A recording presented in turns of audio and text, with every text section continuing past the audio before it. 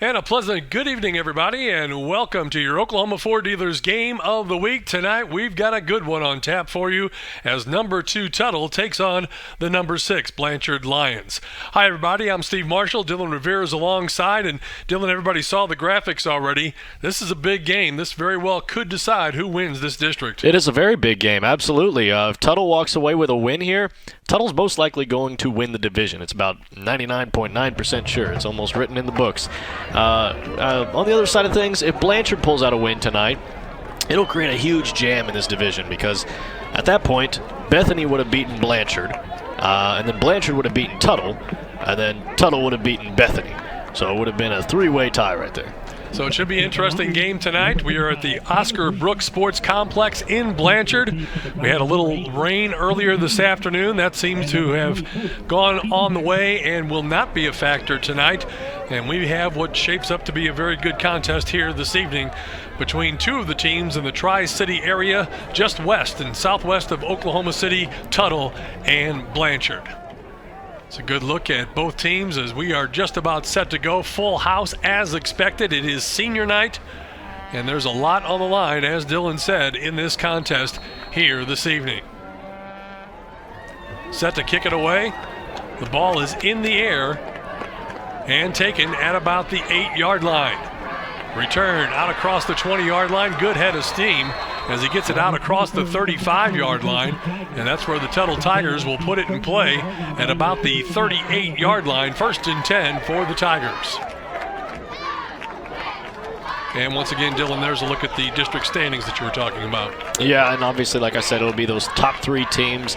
Cushing could be an interesting player in the mix-up, but for the most part, it is Tuttle, Bethany, and Blanchard just going to be locking down those top 3 spots. All right, the Tuttle quarterback is a story unto himself. Carson Berryhill, big tough kid. He's also a wrestler. We'll make a couple references to that throughout the evening here. 1st and 10 from their own 38-yard line. Tuttle, first play from scrimmage. Handoff up the middle. And he's going to get about 5 yards on the initial carry. Gets it out across the 40 to the 43-yard line. That'll bring up a 2nd and 5. Well, Steve, I'll start off by saying my player to watch is on the other side of the ball for Blanchard. That's Jamie Nance. He was the 8th-ranked player in the state of Oklahoma this year.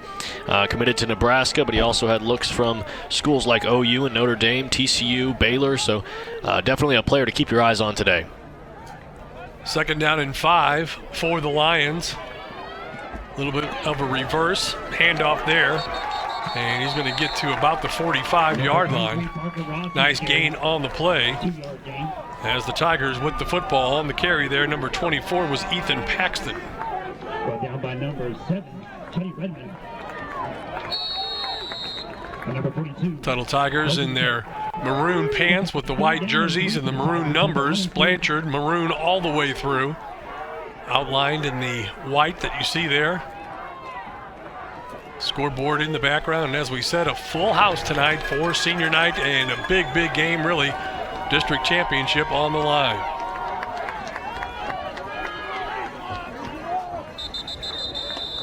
And we got a flag on the play. They don't really get that one started. And we'll have to wait and see. It looks like a delay of game going to be called against the Tigers. Yeah, an early mistake here by the Tigers, but obviously this offense has been very productive in the first 7 games of the season, and so we'll see if it matters at all to their drive or if they'll be able to quickly regain those yards that they just lost. Head coach for the Tuttle Tigers is Brad Bullard. Tuttle has won state championships in 2001 and 2005. Jeff Craig is the head coach for the Blanchard Lions. He's in his 13th season, and they have won state championships in 1979 and under Craig's tutelage back in 2012. Berryhill with the carry. You could see the face mask and then the flag that came out. So whatever happened there is probably not going to matter, and that's going to be an automatic 1st down for the Tigers. As the quarterback, number 4, Carson Berryhill, got his head jerked around pretty good. Here's the call from the official. Bruce Troxel is our referee for this evening. Mark Barnett, Sam Martin, Tim Nesbitt, and Austin Ellis, the rest of the crew for this evening. So that gets the ball into Blanchard territory. First possession of the game, Tuttle with it. And now they have a new set of downs, 1st and 10 from the Blanchard 44-yard line.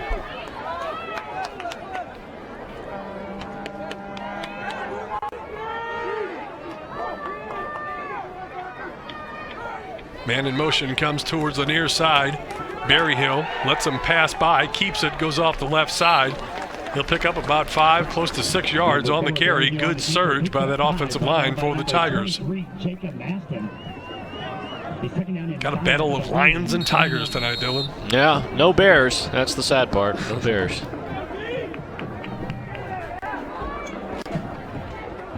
So now the line of scrimmage at the 39-yard line. Tuttle sends 2 receivers to the top of your screen. Number 23 up there is Parker Ross. Setback is number 28, Tristan Truelove. Here's Berryhill looking to pass. Finally throwing it just a little bit behind the wide receiver. Intended out there for number 80, Kobe Trevino. Passes incomplete. And that'll bring up a 3rd down situation for the Tigers. A good job by Berryhill to roll out of the pocket, create yourself some more time, get yourself some more room to let go of the ball. Decent throw. He was awfully close to that line of scrimmage, that's one thing. Got it off just in time. Just a little bit behind his wide receiver, though. And if he can get that on target, that's a great play for Tuttle and a 1st down.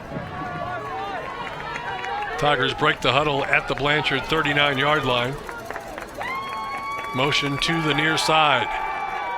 Looks like they're trying to set up the screen pass, throw it back this way. Caught Truelove, left side. He's got 1st down yardage and then some, all the way down to about the 22-yard line. And a 1st down off the screen pass there to Tristan Truelove for a Tuttle Tiger 1st down. Well, what looked like at first a broken play and then all of a sudden turns into a great play. How about that? It was a long drop back for that screen pass as he went back maybe 15, 20 yards and then finally chucked it back to this line of scrimmage for his running back, and ends up being a good play, ends up being a 1st down, and obviously Tuttle's been able to move the ball down the field very quickly and very effectively. 1st and 10 from the Blanchard 22-yard line. Berryhill, handoff, Truelove up the middle, inside the 20, down to about the 18-yard line. Defense stands him up there and drops him after a 3 or 4 yard gain of the play.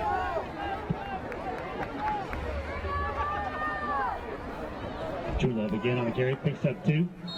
Brought down by number 76, Bubba Bryce, and number 67. So the Tigers needing a defensive, or the Lions rather, needing a defensive stand here as Tuttle has marched it down the field. Handoff, Truelove, left side, fights his way, keeps going, gets inside the 15-yard line.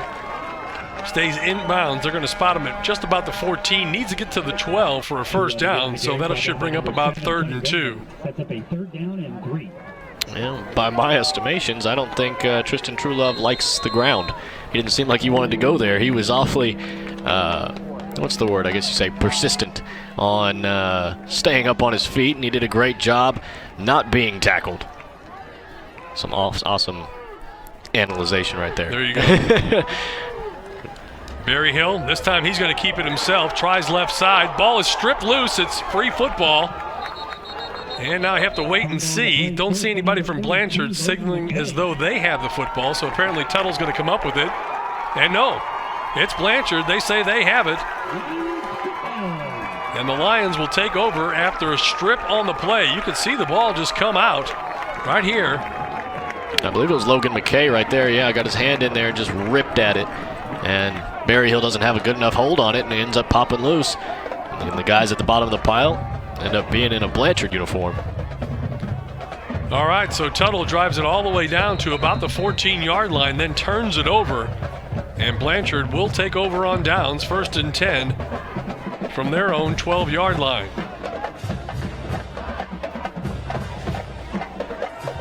Rolling left, looking, now throwing, passes a little high, incomplete. Trying to hook up out there with number 1, Jamie Nance. He is already committed to Nebraska, as you mentioned earlier. However, 0-6 Nebraska, I don't know that commitment is real firm these days. Talking to head coach Jeff Craig this afternoon, said, yeah, he still says he's going to Nebraska. As you mentioned, Notre Dame is still asking questions about him, so a very talented athlete. Nance comes in with over 830 yards total offense, rushing and receiving the football. Makes the catch here, tries to get to the outside, gets a block, slips one tackle, reverses field, fights forward. He'll get to about the 25, maybe the 26-yard line. A very elusive young man. You can see it right there. Just a quick slant, and he pops it all the way out to the outside, right next to the sideline, and he's dodging tackles, making guys miss. A great job by him to keep fighting for extra yardage there. So they will spot it at the 26-yard line. Nance goes in motion. Handoff back up the middle. Huge hole up the gut, and there's nobody there. Look out. And going the distance and taking it into the end zone, it's number 33. He's the go-to guy, Bryce Madron. And Blanchard strikes early, no flags in the play. Touchdown, Lions. And I want to tell you about the hole that was made up the middle as Nance went in motion and drew everybody his way. That's what I was about to say. It was a great job by the offensive line. And then Nance obviously on the fake. Everybody thought it was going to him. And then there's a clear path, almost like Moses parted the Red Sea, and he was able to take off down the field for that long touchdown run. Never touched on the play. Unofficially 76 yards on the run from Madron. And you can see why he's been a special player for them all season long. 1,378 yards all-purpose. They forgot to get the kicking tee out there. So they will work that back onto the field. And now the extra point attempt by the young man who scored the touchdown. Good job by the holder to get the high snap, put it down. Kick is on the way. It is up, and it is good. So the Blanchard Lions, on their first possession, get the touchdown, long distance style. And the Lions go on top of the Tigers. They lead it 7-0 on your Oklahoma Ford Dealers Game of the Week. During Ford SUV season, find out why more people come back to Ford than any other brand. We're gonna kayak, mountain bike, rock climb, zip line. First, let's get out of the city. Yeah. Oh, then hang glide. Oh, you're on your own. Keep your adventure on track with Ford, the brand with the most J.D. Power Initial Quality Awards. Now during Ford SUV season, get 0% financing for 72 months plus $1,000 bonus cash on Escape. See your Oklahoma Ford dealer today. What's up, man? Good.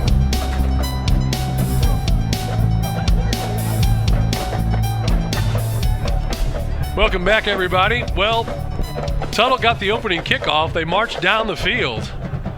But then Blanchard forces the fumble, gets the turnover. They run two plays on offense, and then they run a little bit of a counter play where they put Nance in motion. Faked as though they were going to go to him. He is their go-to guy, and then gave it to Bryce Madron up the middle, and he went untouched, unofficially 76 yards on the play. And the Lions get the extra point, and they lead it 7-0. Here's the ensuing kickoff, taken at about the 15-yard line, all the way out across the 35 to about the 37-yard line. On the return for the Tuttle Tigers, number 80, Kobe Trevino, will set them up in pretty good scoring position. So now we'll see how Tuttle is able to deal with a little bit of adversity. Well, both of these teams are very high-scoring offenses. 41.1 points per game for this Blanchard Lion team. And there you can see a long run. There it is again, the replay that just up the gut with the wide-open hole made by that offensive line. And you can see why this team puts up so many points, especially with Jamie Nance on the outside. So now the Tigers will have to go back to work. For a while there, it looked like they were going to take the football in the opening drive and drive it the length of the field and take away the home field advantage, but instead the turnover and then the ensuing touchdown, and the Lions are out on top. Here's a pass that's complete to Trevino, and he's going to get enough for a first down here in our third possession of the first quarter of play. 7-0, Tuttle on top. Big matchup here in Class 4A District 2 with, well, really all the marbles on the table right now to see who can come away and get the leading edge for this district championship. Yeah, Blanchard up 7-0. We talked earlier on about how if they get the win tonight, creates quite a bit of a logjam in the division. Fake the handoff, quick pass to the near side, completed to Camden Perryman. And Perryman's going to get it, stopped at about the 36-yard line. And Tuttle with a new sense of urgency find themselves trailing. I'm sure that has not happened very often during this football season. They won their opener over Newcastle 41-7. Beat a tough game that we carried against Kingfisher 26-14, and they have cruised since then, Dylan. Fake the handoff, quick toss to the outside, complete, and he is battered down.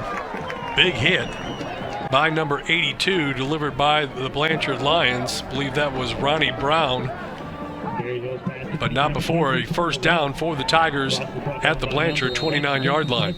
Yeah, going back to what you said about Tuttle, that game against Kingfisher we broadcasted was a pretty good game, and then we had Tuttle play Plainview, and that one was a decent game. You know, both teams had some points up on the board, and then from there it's just been smooth sailing for Tuttle, and they picked up 4 straight wins. Handoff stopped up the middle, give to Tristan Truelove, and nowhere to go. He does well just to get back to the line of scrimmage, and that'll bring up 2nd and 10. One thing that I really like about this Tuttle offense is that they're fairly balanced coming into this game. 153 carries for Truelove, 108 passing attempts for Berryhill, and that's something that you don't really see as you get to those smaller districts. So 2nd and 10 for the Tigers. Just inside the Blanchard 29-yard line. Berryhill takes the snap, rolls to his right. Stops, wants to throw deep downfield. Has a receiver, and there's nobody there, but he overshoots him. Man, that's got to be a frustrating throw right there for Berryhill. You're going to want that one back. He had a wide open man in the end zone, like you said, and he just chucked that one into the field goal posts. Quite off target, but good read and a good find, so I'll give him that. Trevino was all out there by himself. The only defender in the area was Jamie Nance, and he was a good 15-20 yards away. The pass to Tuttle, incomplete, and that'll bring up a 3rd and 10. Truelove in the backfield with Berryhill. Berryhill drops to throw over the middle. Pass is incomplete, intended there for number 23, Parker Ross. Can't hang on, and that'll bring up a 4th down decision for the head coach, Brad Ballard. See, right there, I was wondering why he wouldn't have thrown the ball to number 10 on that crossing route. He seemed like he had a step or two in front of his defensive back, and that throw there, wide receiver he was targeting had a defensive back right on his back, so a little bit of an odd choice to where to throw the ball there.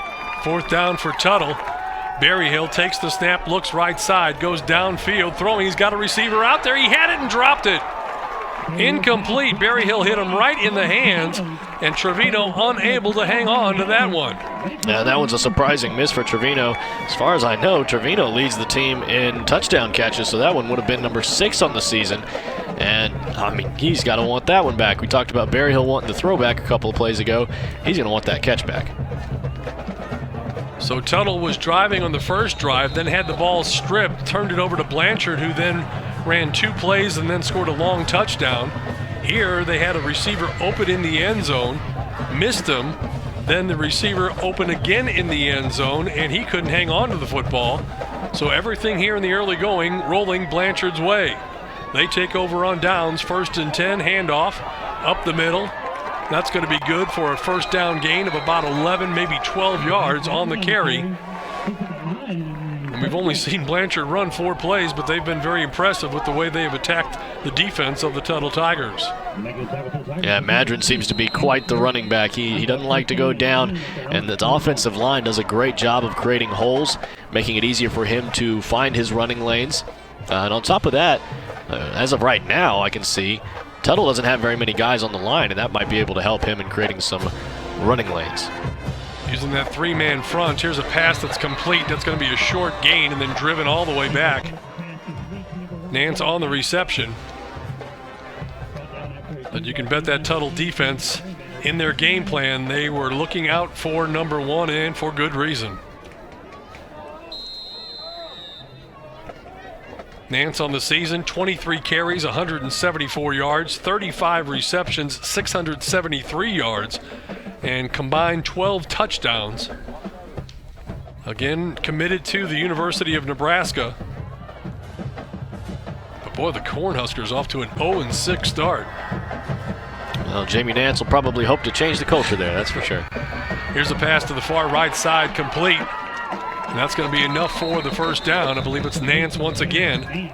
on the reception. He's a hard man to find and cover. No doubt about that on the field for the Blanchard Lions. Looks like we got a flag on the play. Bruce Troxel says holding against the Lions. I mentioned earlier, Jamie Nance is very elusive. And on top of that, he's got that speed to pile on with it. And you put those two together, you got a lethal combination out there at wide receiver. He's got great hands, and when he's on the defensive side of the ball, he plays the cornerback. Does a pretty good job there as well. We've seen him blow a couple of assignments, but, you know, everybody has a bad day every now and then. So 2nd down and 18 after the penalty coming up for the Lions. They lead at 7-0. Break the huddle and come to the line of scrimmage. 3-man front once again for the Tigers. Handoff up the middle, short gain on the play. Little extracurricular going on between the linebacker and one of the offensive linemen for the Lions. I was watching that same thing. I was like trying to wait and see if they were really going to get into it or not, but nothing more than a little bit of a head bump.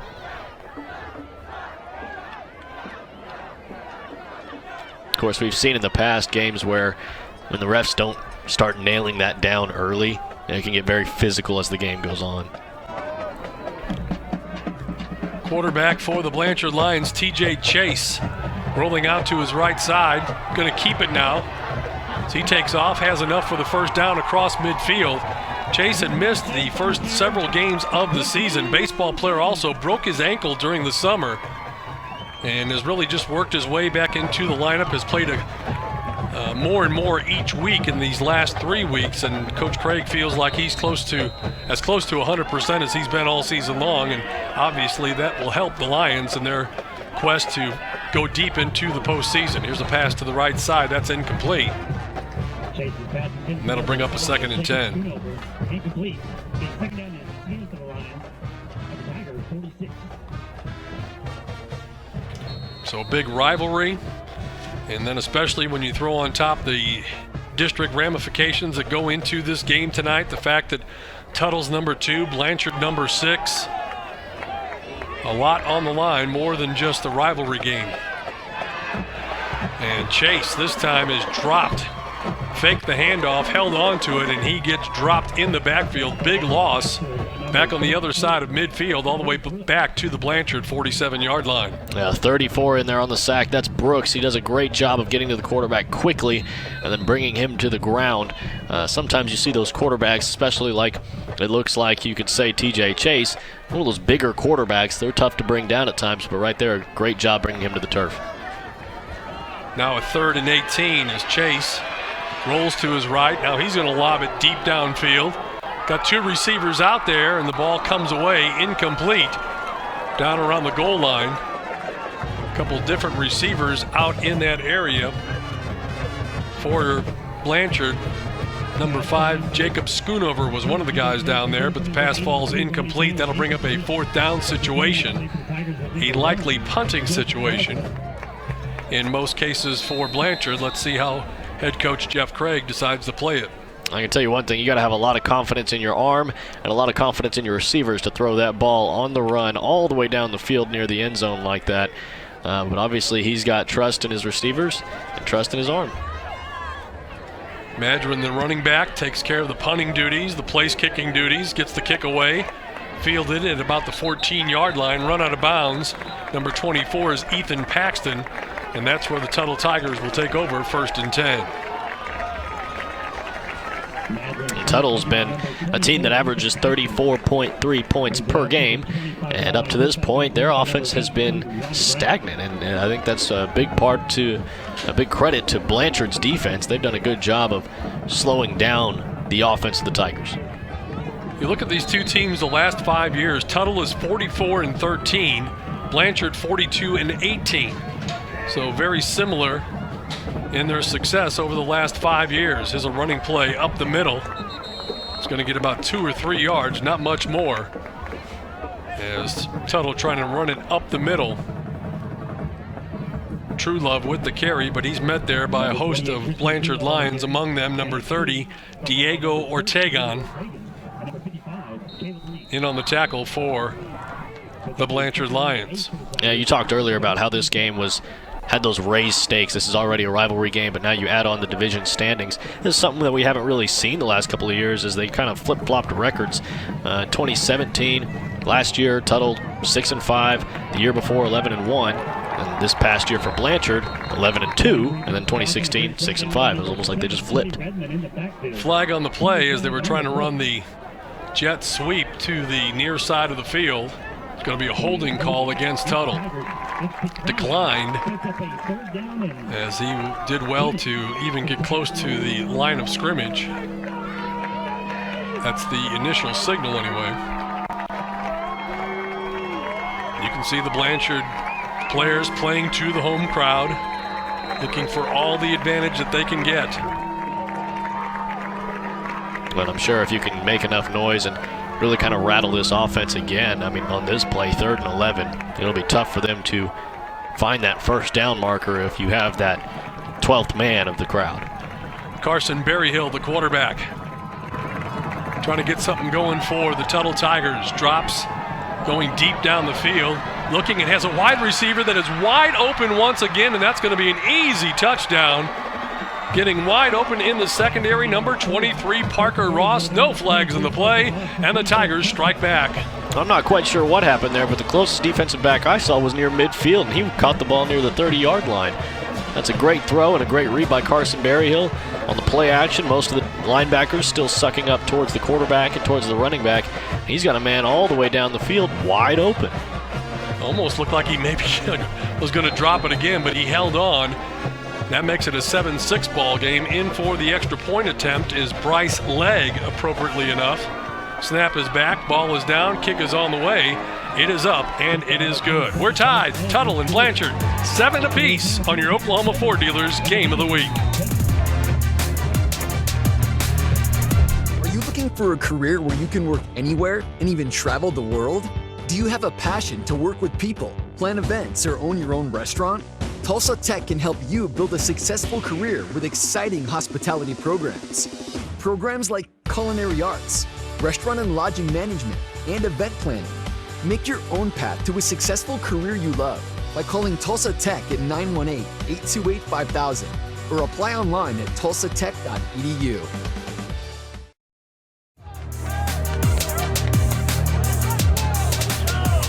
Welcome back. The score 7-7. Tuttle touchdown and a extra point attempt. There's a flag on the extra point, so I'm sure that'll be assessed here on the kickoff. We have a good game for you guys tonight. I mean, 7-7. News OK predicts the score to be 27-21. It'll be a barn burner. I mean, both teams, 34.3 points per game, only 8 points allowed for Tuttle, 41 points per game, and only 9 points allowed for Blanchard. So very even in those standards. And there you see the instant replay of the touchdown for Tuttle. It was a long pass play, and somehow, I mean, I can't tell you how, but somehow Parker Ross ends up wide open down the field. An easy pass play for Berryhill to connect with him.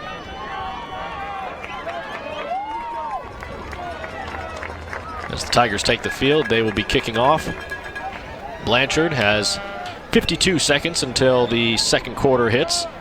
And we've seen them be able to score very quickly before, as earlier on, and I want to say it was about a 75-yard run. Took Blanchard all the way to the end zone, and I want to say that was maybe the second or third play of the drive. And so now we'll see if they can find some quick success once again. If you're Jeff Craig and the defensive staff, you have to wonder how his guys are getting so wide open downfield, because that's at least the third play. One was overthrown, one was dropped, that one was on the money, and we're all tied up at 7 apiece. Less than a minute left to play here in this first quarter, stumbling forward and then taking a big hit on the return is number 11, Jason Cresswell. They throw a flag. Yeah, I was going to say this one looked like it could have even been a targeting call. He was falling down pretty clearly, and I couldn't get a good look at it, but it looked like the defender came in with the crown of his helmet first. Almost have to look at the replay once again. I mean, it's kind of hard to pull off as the guy is slipping and falling forward. Take a look here. This is Cresswell on the return and loses his footing right there. That's definitely helmet to helmet. There's no question about that. But I don't know how much you can fault the would-be tackler on that play. Well, and I would agree with that, but at the same time, I didn't see much of a look like he was going to wrap up. It was just like he was going in for a big hit, whether it be with the shoulder or the head. And right there, hit him helmet to helmet. Jeff Craig comes in from the far side. They're going to take a look. Hopefully the young man will be up and ready to go. We'll step aside for just a bit. We're all tied up. Tuttle and Blanchard, 7 apiece on your Oklahoma Ford Dealers Game of the Week. During Ford SUV season, find out why more people come back to Ford than any other brand. Here's a reason. We've got room. And here's another. Waze says it's faster to take the side streets. Perfect. And by the way, Ford has won more J.D. Power Initial Quality Awards than any other brand. During Ford SUV season, get 0% for 72 months plus $1,000 bonus cash on Escape, Edge, and Explorer. See your Oklahoma Ford dealer today. When Oklahoma weather causes the power to go out, you can be left in the dark. Keep your lights on and your furnace running thanks to a new whole home generator installed by Airco. And right now, save big on a new Kohler system. Call Airco Service today. The company you know.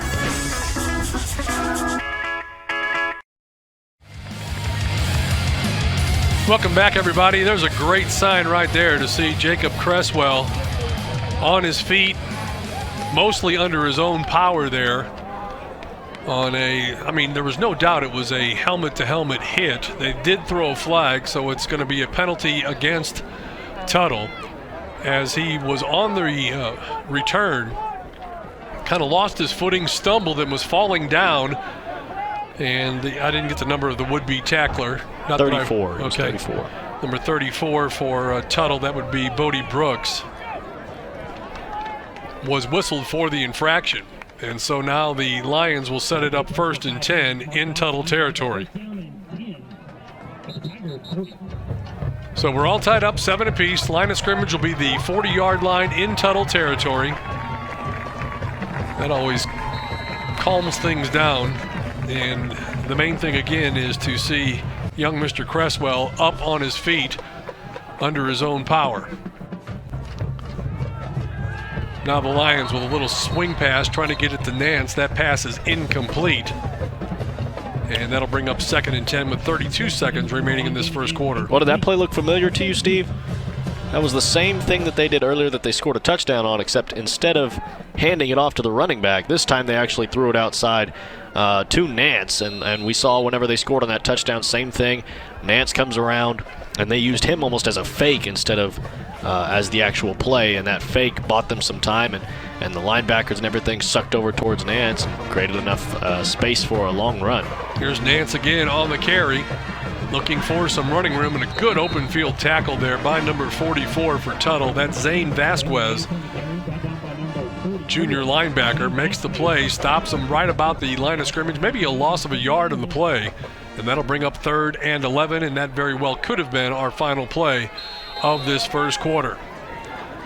If so, it's been an even first quarter. Blanchard scoring first, big play on the running touchdown from Bryce Madron, and then the big pass play that saw Tuttle tied up. 7 apiece, your Oklahoma Ford Dealers Game of the Week, quarter number 2 when we return.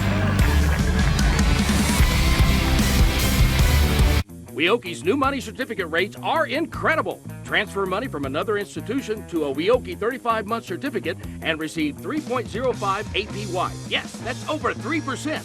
And get a $100 cash bonus for new CD amounts of $100,000 and greater. Open your certificate with new money at Weoki and start earning incredible rates. Federally insured, rate and bonus are for new money only. Other terms and limitations apply. Contact Weoki for details. Well, as expected, we've got a good one. Steve Marshall, Dylan Rivera here, and the crew from YurView tonight. It's game time. Your Oklahoma Ford Dealers Game of the Week, all tied 7-7. There you see, you look at the graphic. Tuttle Tigers ranked number 2 in Class 4A, and their Tri-City District rival, the Blanchard Lions, not too far behind, ranked number 6. We're at Blanchard tonight at the Oscar Brooks Sports Complex. So happy to be here and bringing you this game tonight on YurView. Well, in the numbers up there that you saw were the 4A rankings, but what the big deal is tonight is the district rankings. As we talked about a couple of times already, Blanchard comes in as number 3 in the district, 3-1 in district, and first in district, obviously undefeated, is Tuttle. Bethany is right there at number 2, and if Blanchard can pull off a win tonight and upset Tuttle and bring them to a 7-1 record, it becomes a logjam for that top spot. Yeah, you could have a 3-way tie, which is then where that plus-minus point factor comes into play. We'll talk about that as this goes on. Here's a play for Blanchard going deep. Good coverage downfield. 3 defenders back there, only 1 receiver. And it's overthrown, incomplete, and that'll bring up a 4th down and 11 situation. There again are your district standings. Tuttle unbeaten. Tuttle beat Bethany. Bethany beat Blanchard.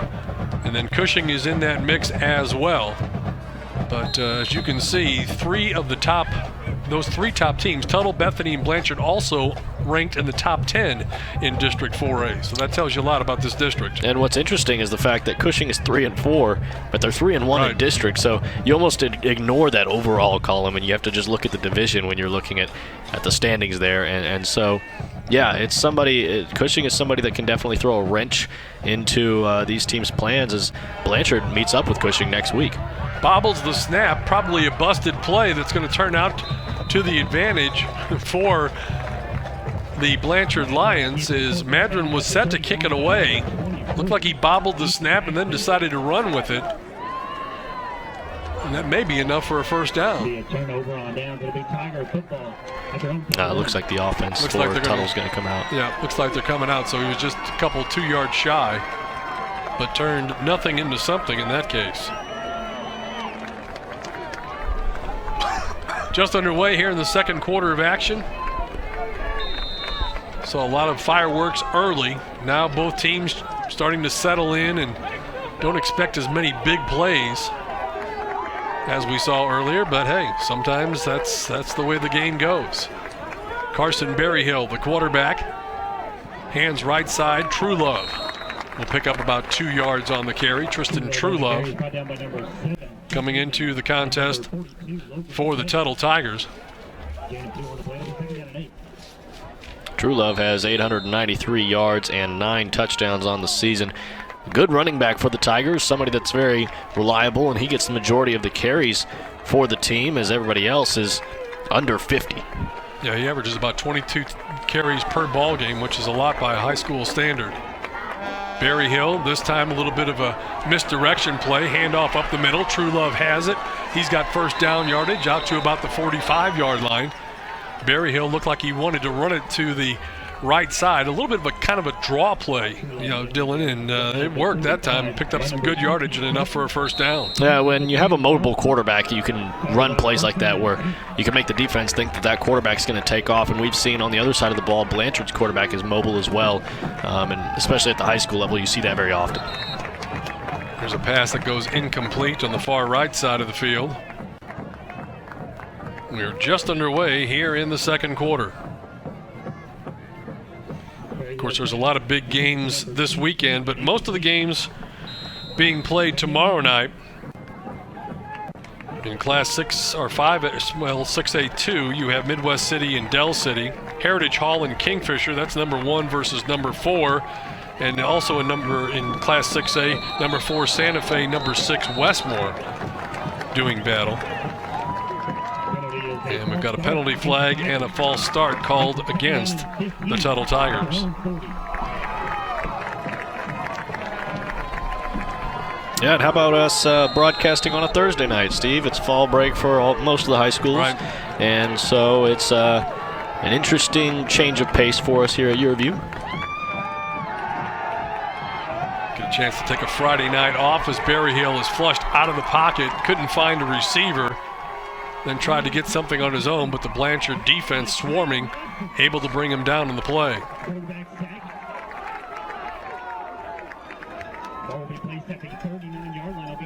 You can see the fans just lined up around the fence, the stands full for the most part. Great high school atmosphere. Hard to believe that we're in week 8 Berryhill looking deep downfield, heaves it that way. Pass is knocked down, incomplete. Better chance for the interception than the reception. He was trying to hook up again out there to Kobe Trevino. But a nice defensive play by the Lions, and that'll bring up 4th and 17. Yeah, I'm not quite sure how he didn't pick that one off. It came right to him. Just guess didn't have his hands in the right spot or wasn't ready, or maybe the Tuttle wide receiver got a hand in there and poked the ball out, but awfully close to being an INT there. So a punting situation for the Tigers. Kick is away. Kind of a short kick. Coach Craig calls for a fair catch and makes it on the very far side of the field. And not a very deep kick, as it looks like they're going to spot it right at about the 40-yard line. 1st and 10 for the Lions. So good field position for Blanchard. They scored first. Had the big long touchdown run by their outstanding tailback, number 33, Bryce Madron. But then Tuttle answered back as they were able to find their wide receiver, as they hooked up with number 23, Parker Ross, to tie this game up, and that's where we sit right now. 7 apiece, just under 10 minutes left to go here in this first half of play. Don't forget our Giga Blast from Cox halftime report comes your way. We'll run by what few scores we probably have here on this Thursday and take a look at those first half highlights. Here's a pass to the far left side of the field. Complete there. Number 7, Rex Redmond, senior wide receiver, comes up with the catch. That's going to be a gain of about 9 yards.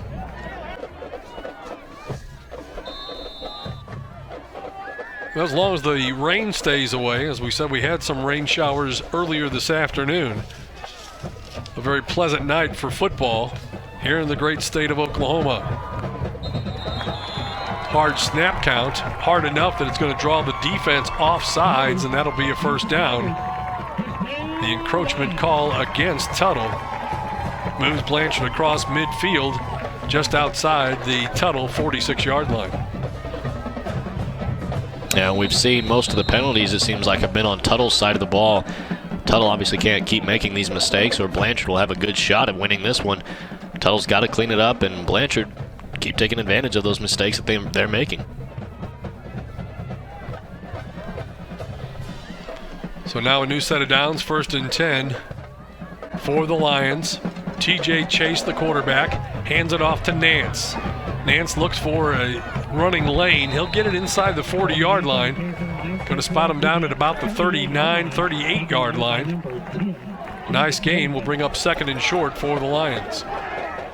And it looked like some of the coaches were looking for a face mask call, but none thrown, so it's just a clean tackle there. But at the same time, a great job by Nance to get some yardage out of that play. It looked like at times where maybe Blanchard was going to get to him further back, maybe even in the backfield. And a great job by Nance just to get 8 yards out of that thing. 2nd down and 2 for the Lions. Number 6 in there now, Cole Smith at the quarterback spot. He gives to Nance. Nance has first down yardage as he gets inside the 35-yard line. Defender loses his helmet out there. Number 48, Dylan Kaufman. He'll have to sit out of play. And a first down for the Lions as they are on the march. Mark the ball at the 33-yard line in Tuttle territory.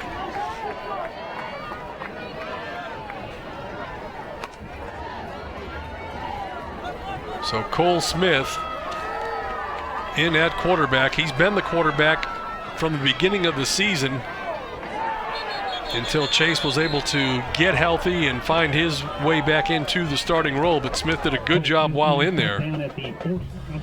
Well, right there on the play action, looked like he lost his footing. I guess they're going to say his knee hit the ground. I didn't see it, but obviously we are not at ground level like those refs are, so somebody must have seen it. And it'll end up being a loss of about 4 or 5 yards there for the Blanchard Lions.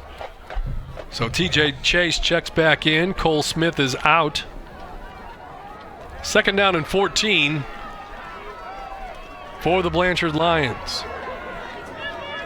Madron goes in motion to the left side, looking downfield, throwing deep, coming back for the pass. It's deflected, incomplete.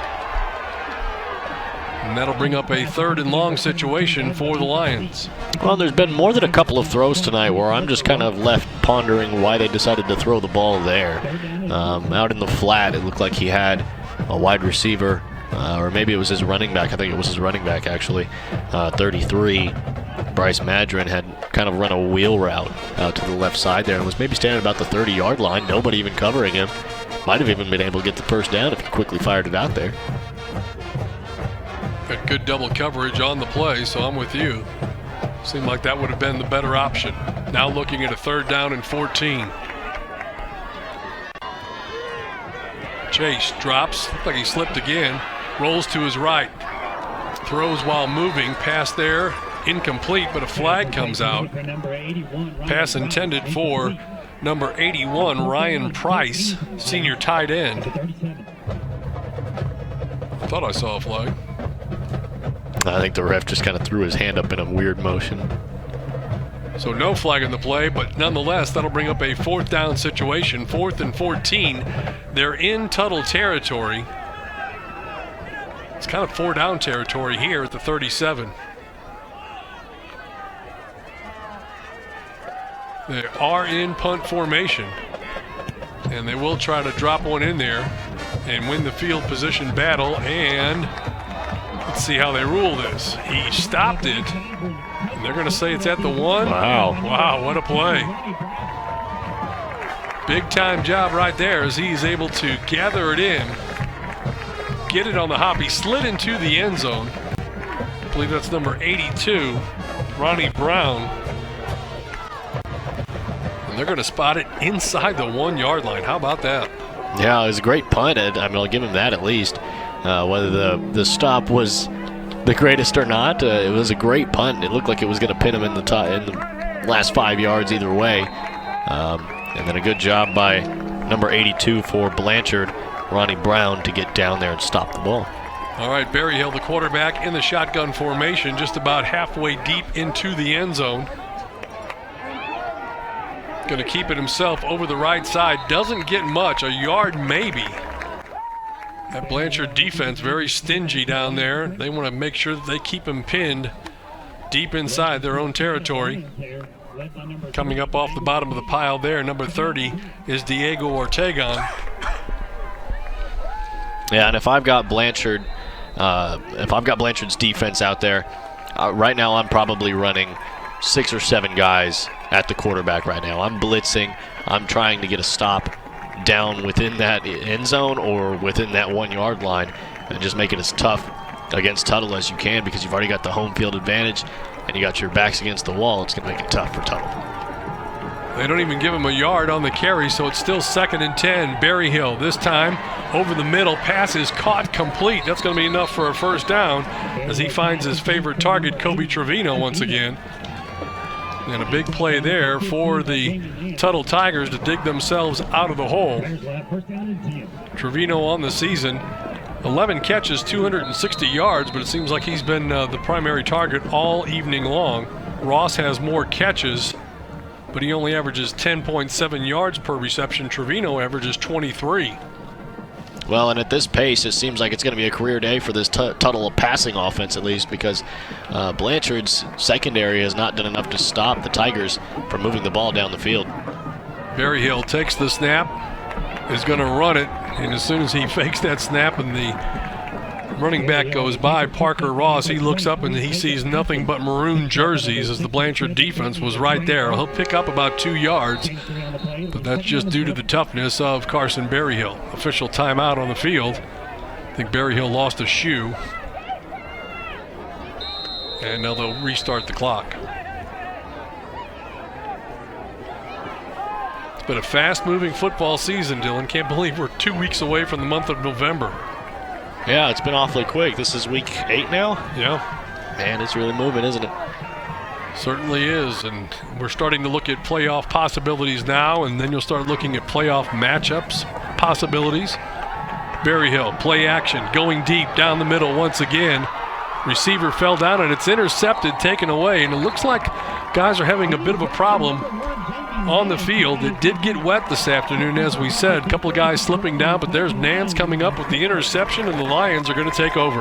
Well, and you see that a lot more often in turf when it gets real slick like that. This is grass, so it's maybe not so likely that you see so many players slipping, but at the same time, it is very likely, and looks like maybe there's a little bit of dirt mixed into this grass. There's a lot of brown I can see. I'm no earth scientist, but I can tell you it's probably not the best field surface to be playing on. Well, and anybody who has a lawn right now knows that it's not very thick as it's thinned out through the and there's a couple slips right there as Chase faked the handoff to Madron and then tried to pull out and set something up throwing the football and lost his footing as he goes down. Let's bring out some towels and just kind of dry it off. Maybe see if people can stay up on their feet then. So a loss of 6 on the play will bring up 2nd and 16. We're down to 4.5 minutes left to go here in this first half. All tied 7 apiece. Class 4A showdown in District 2. Thanks for joining us tonight on YurView. 2 receivers top of your screen. Nance comes in motion to the near side. Fake the handoff to him. Chase throws over the middle. Pass is caught complete. And fighting his way down to about the 22-yard line on the reception, number 81 is Ryan Price. Yeah, Ryan Price is a big boy, isn't he? That's, what is it? Let's see. You said Ryan Price, 6'3", 240. That's a tight end. That's a big kid right there. It's a big tight end at any class in high school, much less down to 4A. As we mentioned, these are 2 of the better teams throughout the years in Class 4A. How about that Tecumseh offensive line we saw? That's big for 4A. That's big for 6A. Here comes a running play to the near side of the field. Not much happening there, and really the play doesn't even complete as they throw a flag, and it's going to be false start called against Blanchard. That'll move them back to this area of the field where it seems to be pretty slick. And one thing I was thinking to myself is, at this point, you'd think that the Blanchard Lion players would be a little bit more used to it and be a little bit more accustomed to that part of the field being slick, unless maybe today is just 1 in a million and it just happens to be really slick today. As we said, we did get a brief shower or 2. I don't even know if you would call it a shower, just rainfall 2 different times throughout the early afternoon and then later afternoon. And this is a natural grass surface, not the turf. And we've got a timeout call. 3:12 left to go here in the first quarter of play. It's your Oklahoma Ford dealers game of the week. Tuttle and Blanchard. We're all tied at 7 apiece. We'll be back. Weoki's new money certificate rates are incredible. Transfer money from another institution to a Weoki 35-month certificate and receive 3.05 APY. Yes, that's over 3%. And get a $100 cash bonus for new CD amounts of $100,000 and greater. Open your certificate with new money at Weoki and start earning incredible rates. Federally insured, rate and bonus are for new money only. Other terms and limitations apply. Contact Weoki for details.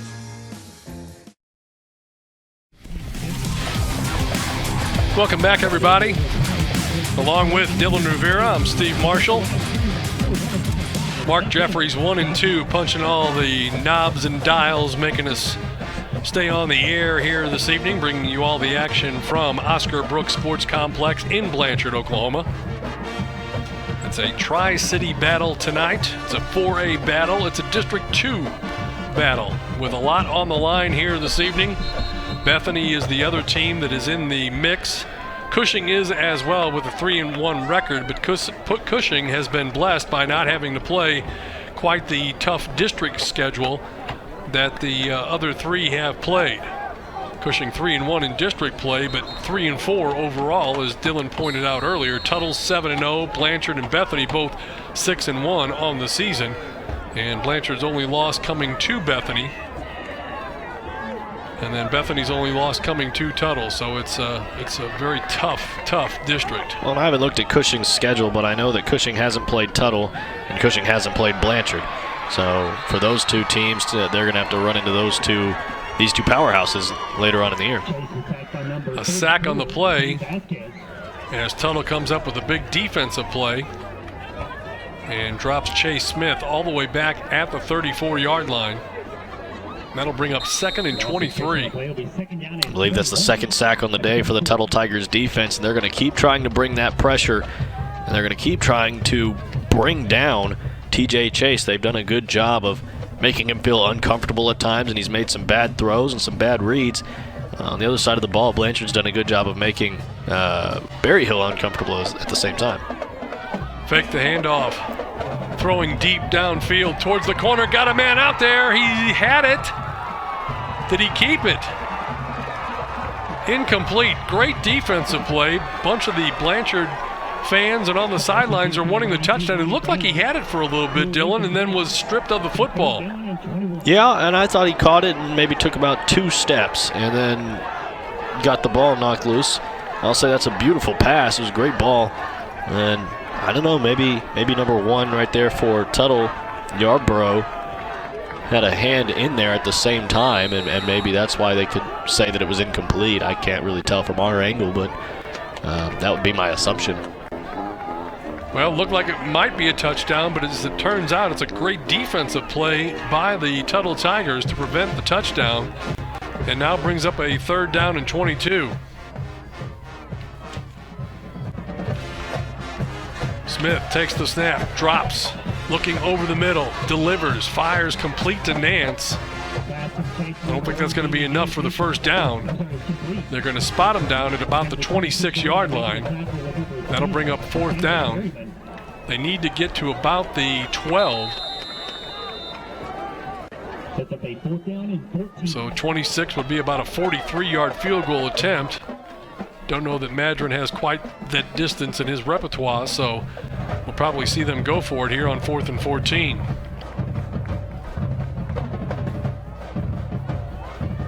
Good football game as expected, and we've got a timeout on the field. They want to talk about it.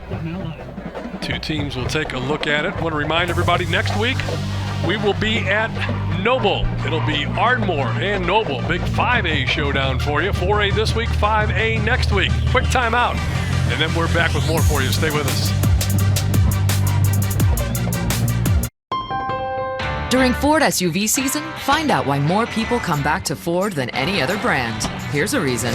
We've got room. And here's another.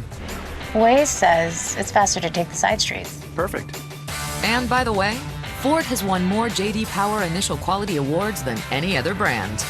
During Ford SUV season, get 0% for 72 months plus $1,000 bonus cash on Escape, Edge, and Explorer. See your Oklahoma Ford dealer today. Welcome back, everybody. 4th and 14 coming up for the Blanchard Lions. The ball at the 26-yard line in Tuttle territory. And probably too long to try a field goal. No sense in punting the football. So you're going to have to come up with something ingenious here. I'm sure that Jeff Craig has called a play or 2 along his storied career there at Blanchard and elsewhere. Let's see what he has dreamed up here with the quarterback TJ Chase.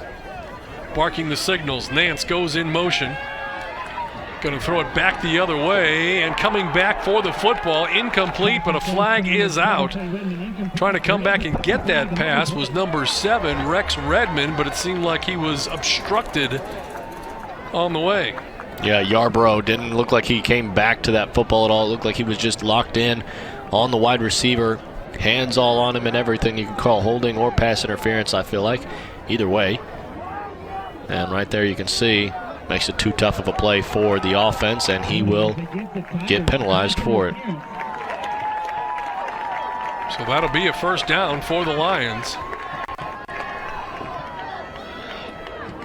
Pass interference to call. Automatic 1st down. And the Lions will have the ball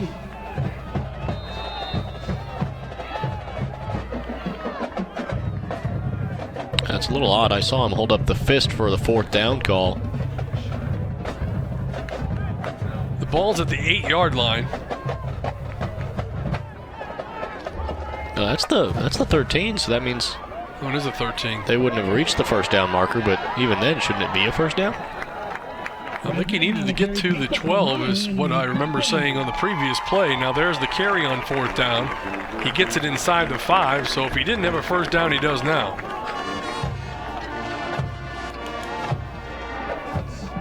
Interesting turn of events, but in the end, Blanchard still safe. They still got the ball.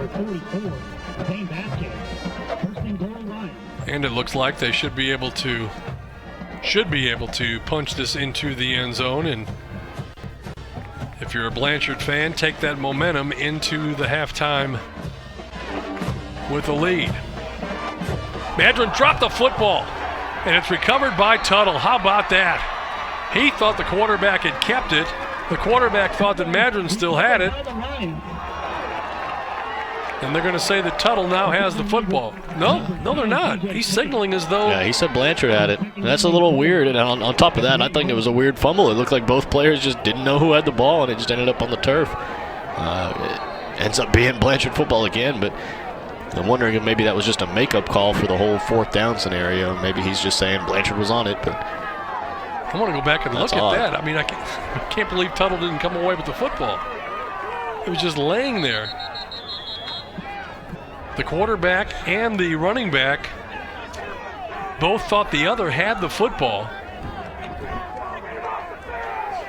And I had assumed that Tuttle had recovered the fumble, but apparently not.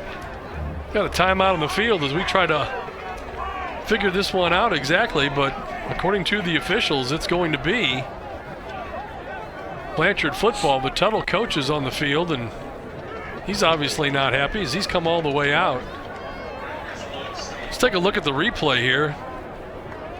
This is from the field camera. Now from up top, you can see he thought he got rid of it. The running back thought that he had it. The ball is loose. Tuttle was right there. And fighting for it is TJ Chase. And he does come up off the bottom of the pile with the football. That's amazing, because I didn't think he had any chance of coming away with that ball. Yeah, no, and if you saw right at the last second, right before Chase got on the ball, you could see that Tuttle defensive lineman didn't have his arm all the way over the ball. It was kind of sticking out a little bit. Yep.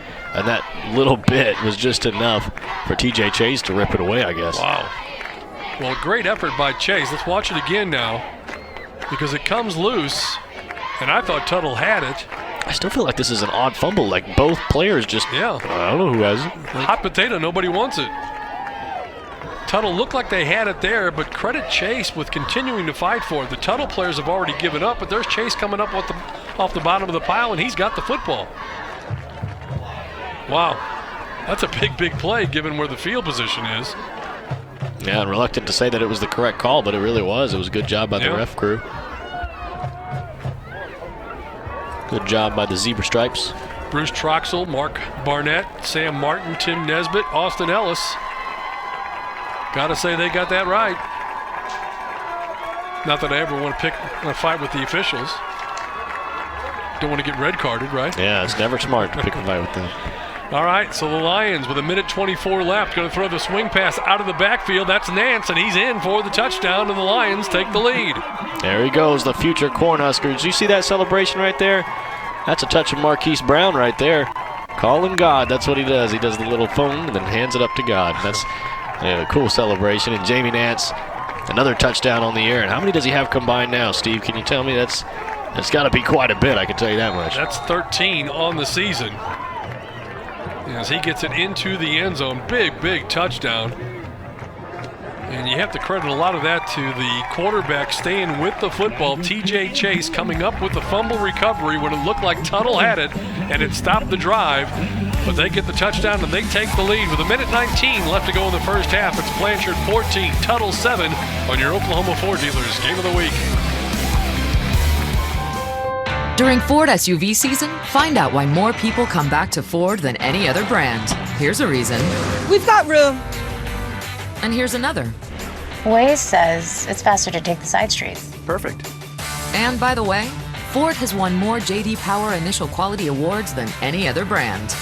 During Ford SUV season, get 0% for 72 months plus $1,000 bonus cash on Escape, Edge, and Explorer. See your Oklahoma Ford dealer today. Welcome back, everybody. Blanchard trotting back onto the field after scoring the touchdown, an improbable touchdown, as they were able to recover their own fumble deep inside Tuttle territory. Here's a look once again. Keep your eyes on number 10, TJ Chase, the quarterback, all the way through, and that way you'll be able to follow the bouncing football, if you will. You see right here, the defensive lineman hops on it first, but it's sticking out just enough right before Chase is able to fall down, and it's sticking out just enough that he was able to rip it away. All right, now here's the ensuing kickoff and a nice return. Is he going to go the distance? Trying to catch him. They're not going to get him. And he flags on the play as he breaks the finish line. That's a touchdown on the return by number 80, Kobe Trevino. Man, I knew it coming into this game. It was going to be a good one. How about that? A touchdown right after Tuttle puts up points right after Blanchard. A long kickoff return for Trevino. We didn't even get to see the beginning of it, see how long it was, but man, he's got some wheels, I'll tell you that much. Dylan Lewis, number 21, looked like he had the angle on it, but he just wasn't fast enough. You can see him there break the finish line, gets into the end zone, and now an extra point will tie this up. We still got 1:09 left to go before halftime. Extra point attempt on the way. The kick is up, and it is good. Well, both teams scored early. Both teams have scored late here in this first half. End result, we're all tied up. 14 apiece on your Oklahoma Ford Dealers Game of the Week. Are you looking to build a career in the high-demand and high-paying field of construction? What are you waiting for? Tulsa Tech offers affordable, hands-on training and state-of-the-art facilities. Great training that can give you confidence. Get trained in fields like carpentry, electricity, HVAC, masonry, and welding. To learn how Tulsa Tech can help you make your own path to a successful career, call 918-828-5000 or visit tulsatech.edu.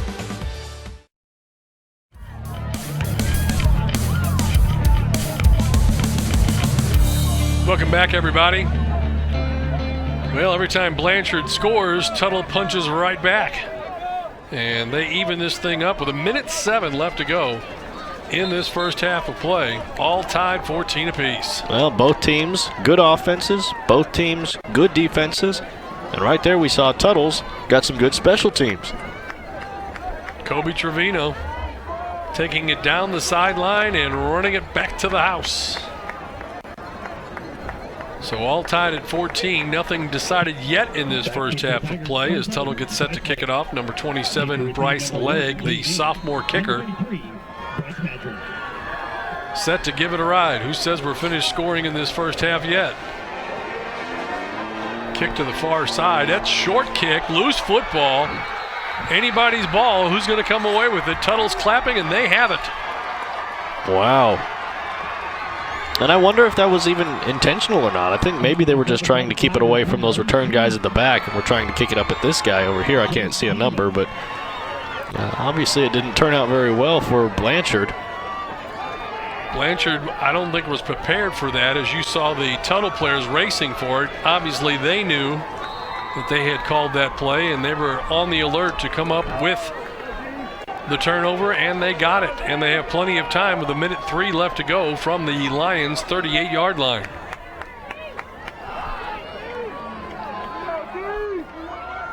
Carson Berryhill, your quarterback for the Tuttle Tigers, takes the snap, rolls left.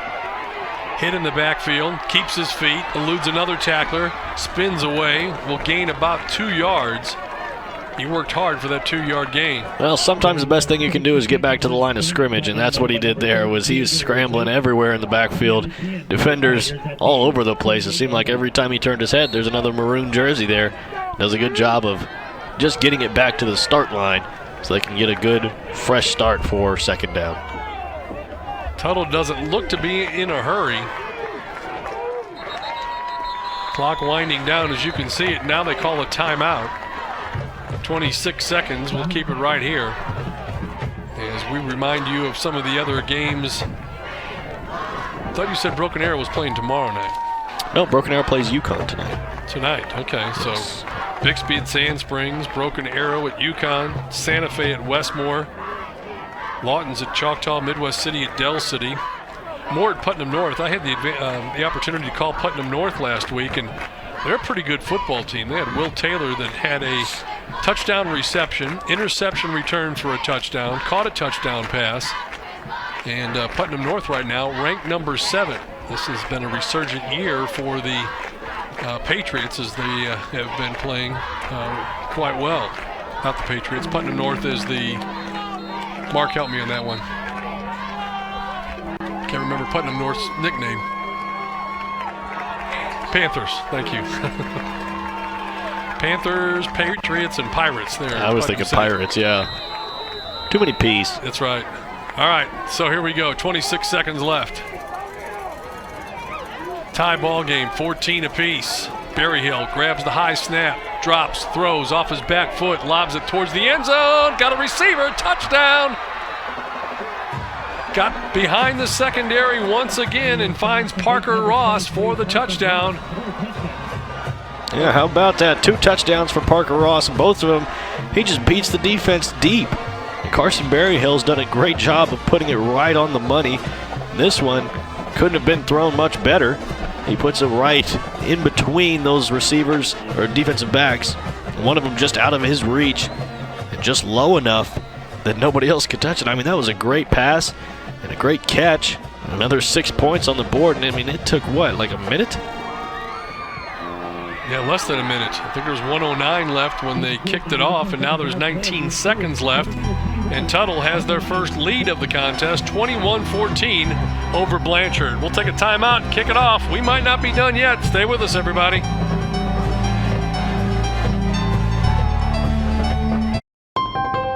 During Ford SUV season, find out why more people come back to Ford than any other brand. We're going to kayak, mountain bike, rock climb, zip line. First, let's get out of the city. Yeah. Oh, then hang gliding. Oh, you're on your own. Keep your adventure on track with Ford, the brand with the most J.D. Power initial quality awards. Now during Ford SUV season, get 0% financing for 72 months plus $1,000 bonus cash on Escape. See your Oklahoma Ford dealer today. Well, we've got a wild one here in Blanchard. The homestanding Lions took the early 7-0 lead. Tuttle tied it up 7-7 on a touchdown pass to Parker Ross. Then Tuttle went back on top. Blanchard was able to answer back. Then Tuttle takes the ensuing kickoff back the other way. Ties the ball game up, and then they just got a touchdown pass from Carson Berryhill, hooking up with, I believe that was Parker Ross again. And now Tuttle has taken a 21-14 lead with 18 seconds left to play here in this first half. Well, that doesn't even mention the fact that the last time Tuttle kicked the ball off, they ended up getting it back. Short kick, much like that one, a little bit shorter, and ended up bouncing Tuttle's way. So the return man hits the deck right away at about the 28-yard line with 15 seconds left. I don't know, the fact that he went down so early on that play leads me to believe that Blanchard still has something in their playbook, you know? Yeah, 15.5 seconds. I wouldn't put it past either team to score in that much time. Good football game as advertised. A lot of times they don't turn out that way. This one's been better than advertised. Here's a running play, stopped in the backfield. And don't imagine that either team is going to want to stop the clock here, as it appears that it will run out. Blanchard turns and they head for the dressing room. Tuttle does the same. Good first half of football. Tuttle Tigers on top of the Blanchard Lions. They lead it by a score of 21-14. Don't forget, we have your Giga Blast from Cox halftime report coming your way. Scores and highlights all to come right here on your Oklahoma Ford Dealers Game of the Week. Thinks about their water heater until it fails. At that point, you have a huge mess on your hands with water damage everywhere. A planned water heater replacement can save you a lot of trouble. Right now, you can save big on a new high-efficiency water heater. Call Airco Service, the company you know.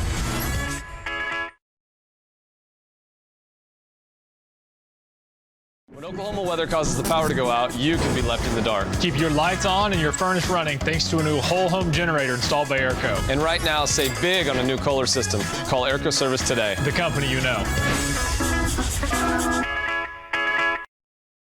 Look, if you're not the lead dog, the scenery never changes. That's why this is the view for every other full-size pickup. And this year, it's deja vu all over again. Because only the Ford F-150 gives you best-in-class torque, best-in-class payload, and you got it, baby, best-in-class towing. This is the big dog. This is the Ford F-150. It doesn't just raise the bar, pal. It is the bar. Now get 0% financing for 72 months on a new 2018 F-150 at your Oklahoma Ford dealer today.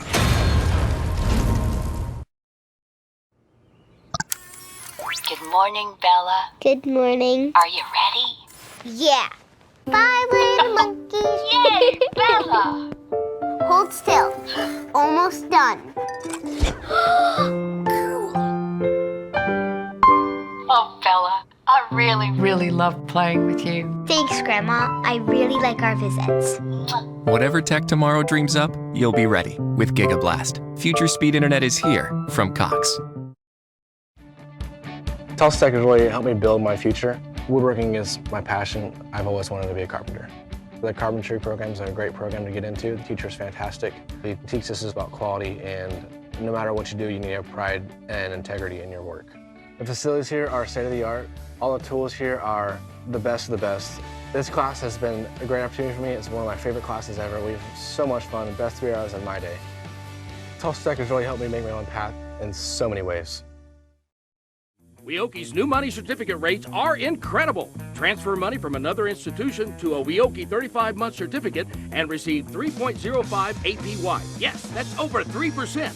And get a $100 cash bonus for new CD amounts of $100,000 and greater. Open your certificate with new money at Weoki and start earning incredible rates.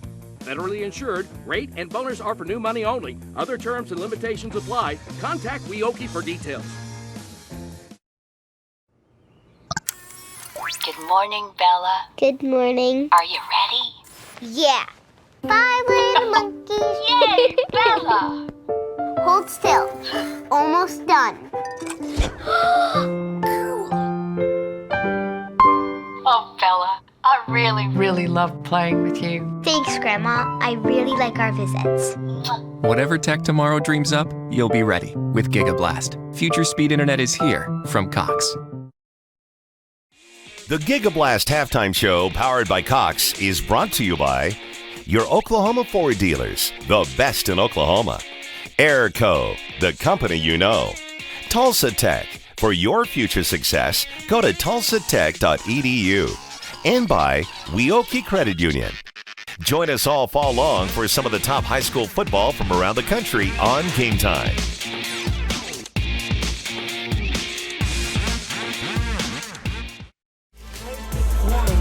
And welcome back to your Oklahoma Ford Dealers Game of the Week. Steve Marshall along with Dylan Rivera. Time now for your GigaBlast from Cox halftime show. And wow, what a first half of football. It started with a bang, and each time it looks like one team gets the advantage, Dylan, the other team responds and comes back and either ties it up or, in the case of Tuttle, takes the lead. Absolutely, and we knew coming into this game it was going to be a good one. You and I both were talking about it. It was going to be a good football game. I was excited about it. I was even telling people that I know probably don't even care about football. I was like, you might want to tune in tonight. It's going to be a good one. And so it's definitely been that. I can tell you that much. 21-14 is the score. Last time out these two teams played, 23-14 was the final score.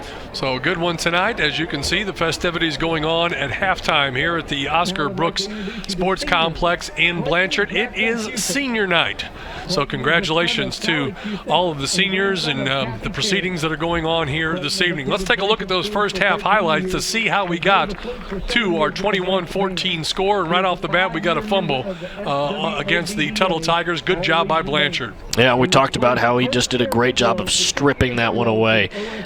He got his hand in there on the football and ripped at it, and quarterback obviously doesn't have enough of a grip on it, and it ends up popping it loose. And then Blanchard is able to take that fumble and get the first touchdown of the ball game. Yeah, and this one was a long run. It was a great job by the Blanchard offense to kind of fake that pass out to Nance. Everybody's got their eyes on Nance tonight, I can tell you that much.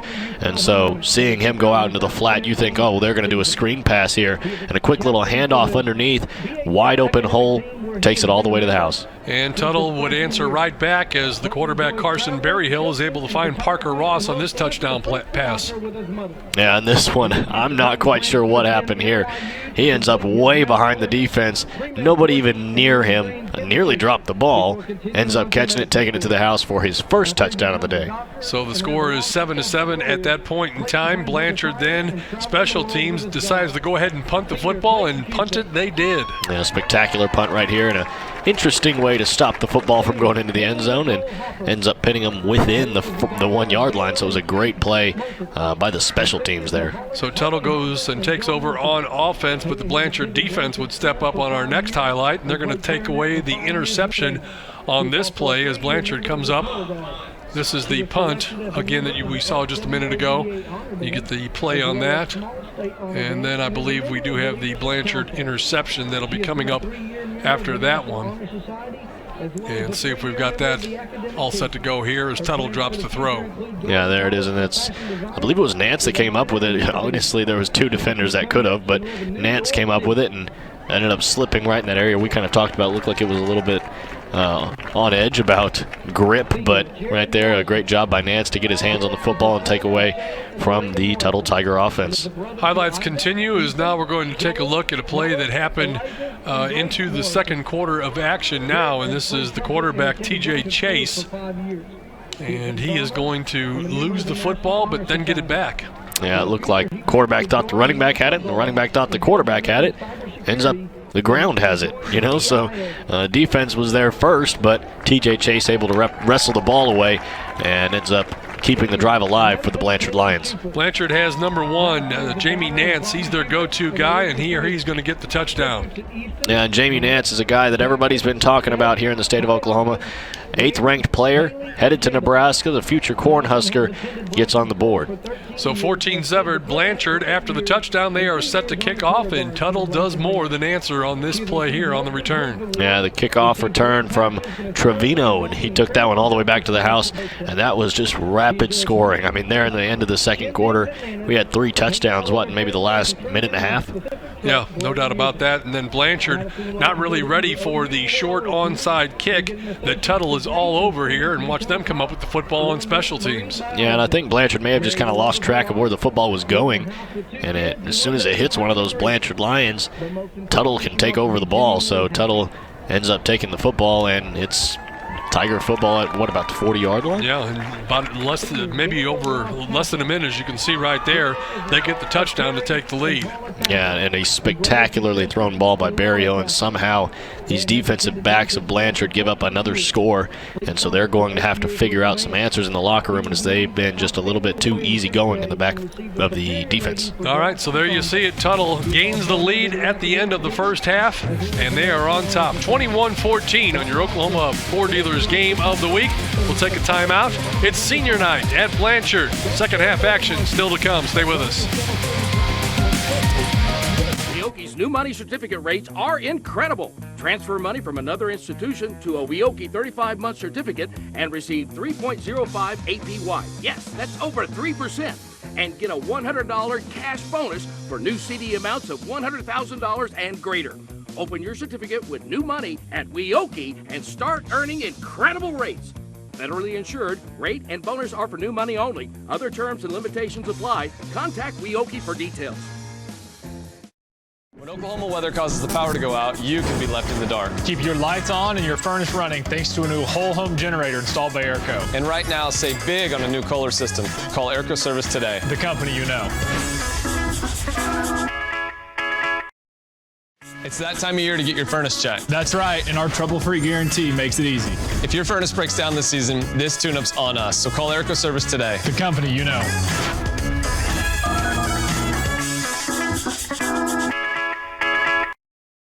Are you looking for a career where you can work anywhere and even travel the world? Do you have a passion to work with people, plan events, or own your own restaurant? Tulsa Tech can help you build a successful career with exciting hospitality programs. Programs like culinary arts, restaurant and lodging management, and event planning. Make your own path to a successful career you love by calling Tulsa Tech at 918-828-5000 or apply online at tulsatech.edu. Good morning, Bella. Good morning. Are you ready? Yeah. 5 little monkeys. Yay, Bella! Hold still. Almost done. Oh, Bella, I really love playing with you. Thanks, Grandma. I really like our visits. Whatever tech tomorrow dreams up, you'll be ready with GigaBlast. Future speed internet is here from Cox.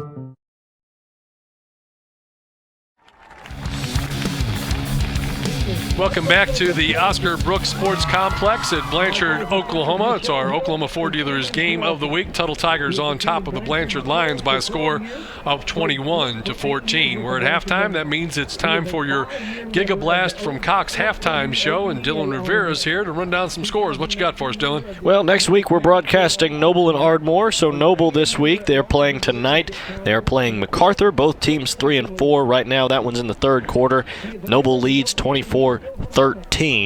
As you look down, you can see Locust Grove 5-2, Cassia Hall 5-2.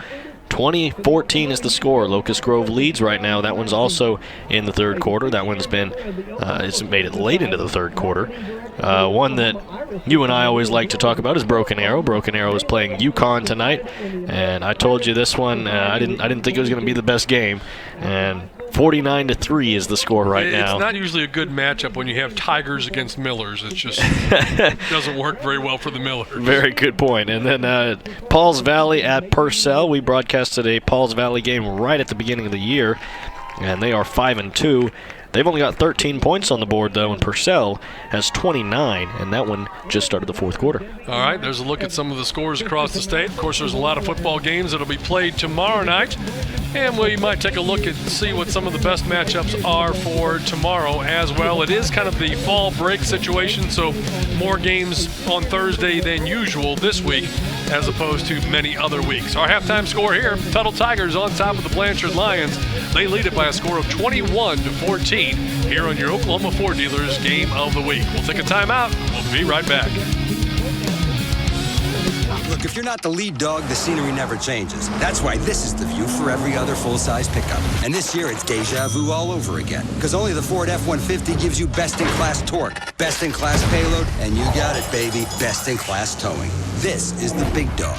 This is the Ford F-150. It doesn't just raise the bar, pal. It is the bar. Now get 0% financing for 72 months on a new 2018 F-150 at your Oklahoma Ford dealer today. You may have heard of Tulsa Tech, but did you know we offer business and industry training for large and small companies? Come get trained and certified in areas like confined space, HAZWOPER, crane rigging, CPR, first responder, and more. To learn more about our affordable and customized training and how Tulsa Tech can be a valuable resource to your company, call 918-828-5000 or visit us online at tulsatech.edu. Good morning, Bella. Good morning. Are you ready? Yeah. 5 little monkeys. Yay, Bella! Hold still. Almost done. Oh, Bella, I really love playing with you. Thanks, Grandma. I really like our visits. Whatever tech tomorrow dreams up, you'll be ready with GigaBlast. Future speed internet is here from Cox.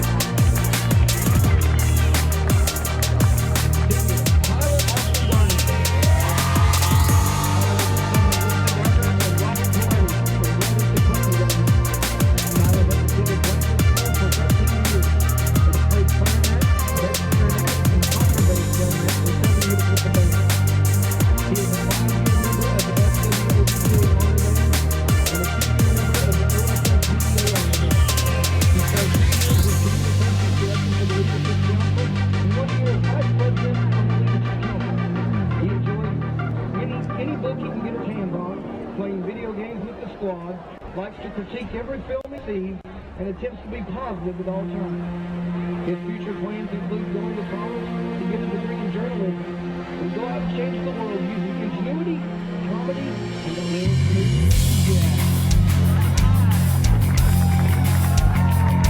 Ladies and gentlemen, this concludes our senior night for the band. Please give a big round of applause for our senior band members. Don't forget to stick around after the game as the Blanchard Lions band will perform their show immediately following the game.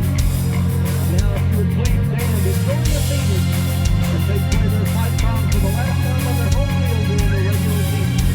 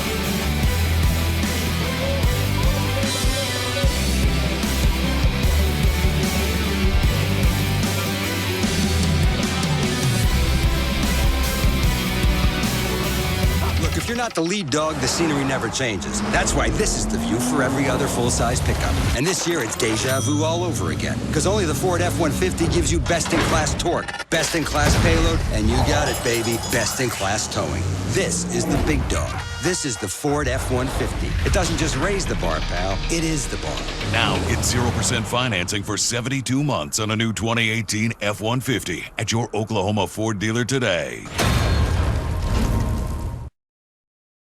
Tulsa Tech's our primary source of training. From specialized machining to leadership training, there's definitely a technology gap between the actual working of the machines and the talent pool of people able to operate these machines. The more that we can educate ourselves, our employees, the better off that we are to serve our customers. Tulsa Tech has programs for your whole organization to learn. No matter what size your company is, Tulsa Tech can help. Welcome back to Blanchard, Oklahoma, as we get ready for second half action. Both teams back on the field. You can see the clock there at your upper right-hand corner. That tells you that they still have another minute and a half or so to get loose, get limber for the second half of play. And what a first half we had. Tuttle scoring late twice to take the lead over the Blanchard Lions, and you can bet the adjustments that were made at halftime. You know, the coach Jeff Craig for Blanchard's telling his guys, don't let the receivers get behind you anymore. Yeah, that's the big key on the Blanchard side of the football is those wide receivers have got to be covered. It's beginning to be a little bit too much of an issue as two of their touchdowns have been wide open receivers. I mean, one of them really wide open. I'm talking nobody within 20 yards of him. And then the other one was a little bit more covered. There were guys in the area, but a very well-thrown ball, and he still is behind the defense. So if you put it out in the right spot, it's an easy touchdown. Now for Tuttle, the big thing is just trying to keep those penalties and those mistakes down to a minimum, and then keeping up on the defensive end, because Blanchard's offense has been able to move the ball very well. And it's just kind of like they alluded to it on Sunday Night Football the other week with the Chiefs and the Patriots. They said the Patriots defense will let you get all the way down the field, and then once you get to about the 30-yard line, you're hitting a wall. You're not moving anymore. And that's what it seems like to be for Tuttle's defenses. They're letting Blanchard almost move all the way down the field, and then once it gets down to that 20, 30-yard line, they're hitting a wall, and they can't seem to get past that Tuttle defense. And Tuttle's really got to keep going at that, keep Blanchard locked up. When you look at the districts the way they're set up, Tuttle is unbeaten in District 2.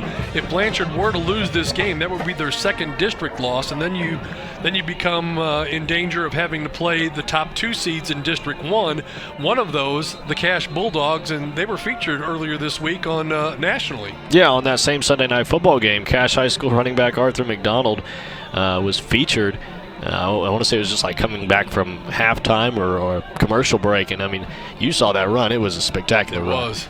Beast mode. Absolutely. He dodged maybe two guys, then trucked two guys, and then spun out of two guys and ended up taking it 40, 50, 60 yards and found the end zone. I mean, it was like to the point where I think everybody thought he was going down at some point. It was the only high school play that was featured in the entire game. That ought to tell you a little bit of something if it's on your national Sunday night game of the week, right? Absolutely. That was something else. Yeah, I saw that and heard it from the other room, and I ran back in thinking I heard something about Oklahoma high school football, and sure enough, Arthur McDonald from Cache High School was featured. Here we go. Tuttle to kick it off to Blanchard. Second half action. A lot on the line in this game here tonight, and the Lions are going to return it, get it out close to the 38-yard line in their own territory, and that's where they will start this second half of play. So great first half, as expected. A lot of times you hope it's going to be a good game. Everything points towards a good game, and then it doesn't turn out to be that way. That first half was about as good as it gets. Yeah, and you and I both coming into the game thought it was going to be a good one. And so it's lived up to its standards, and 21-14 is the score, and I think really either team could be up right now the way this game has been going. Fake it, they hand off to Nance, quarterback keeper. Number 6 in the contest, Cole Smith. He had been the quarterback since the start of the season, taking the place of the incumbent starter, TJ Chase, who had broken an ankle playing baseball during the summer. Chase has made his way back, playing a little bit more each week. These last 2 weeks, played most of the first half, but right now they're going with Cole Smith at the quarterback spot for the Lions to start this second half. Running play off the left side, finding his way to the 45, maybe the 46, and now they say the ball is loose. Looking for an official, and he's pointing in the direction of Tuttle, and the Tigers get the ball in the turnover on the second play from scrimmage here in this second half. Yeah, and it was tough to see from our angle, but I saw the linebacker get a hold of him and then spin him out, and I think when he spun him out, he had a hand on that football and ripped it loose. And a good job by number 48 there for Tuttle. That is Dylan Kaufman getting that strip from the running back, number 33. That is Bryce Madron. And Grant Polson comes away with the football, so the Tigers take over at the Blanchard 47-yard line. Handoff, and he is buried quickly. Going to pick up about 4 or 5 yards. Tristan Trulove, but we do see a flag on the field. So hold everything as we are just underway in this second half. And our official, Bruce Troxel, says it's holding against the Tuttle Tigers, and they'll march him back the other way. Well, coming into this game, Tuttle undefeated, 7-0, has had a very impressive year. We kind of talked about it. That game against Kingfisher was probably their closest game. Well, not probably, it was as far as numbers go. And then for Blanchard, just that one loss to Bethany, and that one a little bit of a slip-up because the rest of their season, they've just been dominant. And so coming into this game, a 6-1 Blanchard, a 7-0 Tuttle. This is quite possibly the matchup of the year for 4A Division 2. So first down and 16 from their own 46-yard line. Quick pass to the far side, incomplete. Trying to hook up there with his favorite receiver, Trevino. And that'll bring up a third down situation. Well, a good play call, a medium pass, long pass. Gets you right near that first down marker if you complete it. And so it would have set up just a short second down. So a good play call, a good look, just unable to connect. As we look at the schedule for these two teams next week, it'll be Tuttle taking on Hera, while Blanchard will take on Cushing as they get into the final 2 games of the regular season. Berryhill, handoff deep in the backfield. Trulove nowhere to go, going to lose yardage on the play. Stopped at about the 44-yard line. And that's going to bring up third and very long coming up for the Tuttle Tigers. And his hole was closed up. His gap got clogged by the defense, and it looked like he kind of had to step back for a second, see if he could find somewhere else to bounce the football into, and nowhere for him to go, kind of looking like a deer in headlights when those maroon jerseys come at him and bring him down to the backfield. 3rd and 19 now for the Tigers. 23 consecutive winning seasons for the Tuttle Tigers coming into this year. They've already notched another one, obviously. Berryhill fakes the handoff. Now flushed out of the pocket, tackled from behind. Great effort there by number 67 for the Lions, Brantley Lawson. Senior defensive lineman, 5'11" and 230. Well, whatever the defensive coordinator and the head coach said to this Lions defense at halftime, it worked because they came out inspired and they really got some good stops. Obviously, a little bit of help from a holding call against the Tigers, but nonetheless, great job getting to the quarterback there. Great job getting to the running back a couple plays ago. It's just been a great start to the second half for that defense. Punt is fielded at about the 26-yard line. Taken in there by number 7, Rex Redmond. He'll get it across the 30 to about the 35-yard line. And that's where the Lions will put it in play. 1st and 10, their first possession here in this second half. Well, really, it's their second possession because if you remember, they had that fumble just about 2 plays in. That's right. You're right. Absolutely. So they'll spot it right at the 35-yard line. Quarterback TJ Chase is checked back in after Cole Smith ran the offense the last go-around. And I think it's interesting that Chase only played 3 games, and you talk about that injury, and so he hasn't been able to play very much in 7 games for Cole Smith. Cole Smith had 356 yards and 5 touchdowns in those 7 games. TJ Chase in just 3 games, 371 yards, 3 touchdowns. So obviously there's a reason why he's that starting quarterback. Pass is complete, and a big hit, and then as he is spun around, takes another shot to the chops, and I think they're going to get a targeting type penalty called against Tuttle at the end of that play, as he took 2 good licks on that one. Personal foul called against the Tuttle Tigers. That's, again, another one of those you want to see again, because just seemed to be, kind of a football play, but they're trying to make the game safer for everybody, and sometimes it's hard to draw the line as to what's a penalty type play and what's not. Either way, Blanchard's able to move the football on the complete pass and then added yardage on the penalty. Inside Tuttle territory, dropping to throw. Throw downfield is tipped, deflected, and it's intercepted, taken away. So one play from scrimmage, or the second play from scrimmage after the penalty, the first play, and it's intercepted by Tuttle.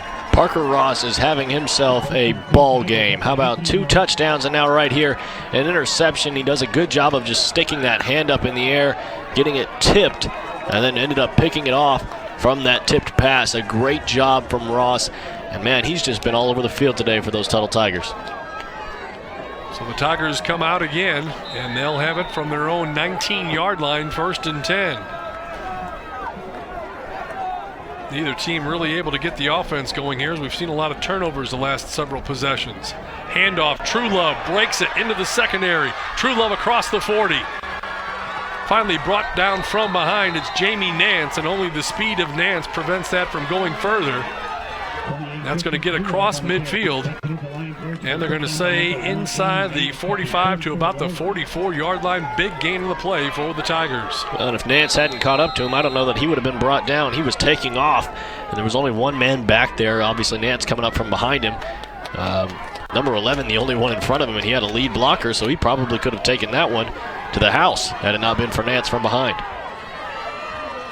So the Tigers on the march again inside Blanchard territory. Hand it this time to the fullback, number 44. That is Zane Vasquez.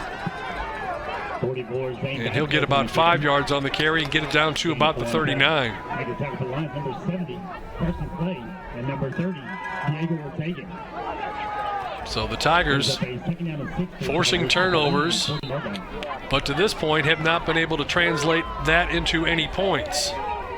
And in the end, when you get these opportunities, you'd like to take advantage of them, because a lot of times that'll end up biting you at the end of the ball game. See what the Tigers can do here with a 2nd down and 6. Berryhill, handoff. Truelove is stacked up at the line, no gain. Again, this Blanchard defense has come out and done a really good job this second half. Obviously, they gave up that long run to Truelove, and minus that play, they've done a great job of stopping Tuttle's offense from really being able to move the ball as effectively as they did in that first half. And so if they can continue to produce the way they have so far, they'll probably be able to get themselves back into the game as long as their offense can find the right material. 3rd down and 6 as Berryhill drops to throw. Hit as he lets it go. Pass down the far right side. Good job defensively. That could have been an offensive pass interference call as he ran over the defender, but good positioning by the defender back there. Yeah, Nance was in position to maybe get an interception there, and like you said, I was kind of wondering why there wasn't offensive pass interference. I was also kind of wondering why the 2 or 3 running backs that were in front of the quarterback didn't really seem like they were real intent on blocking.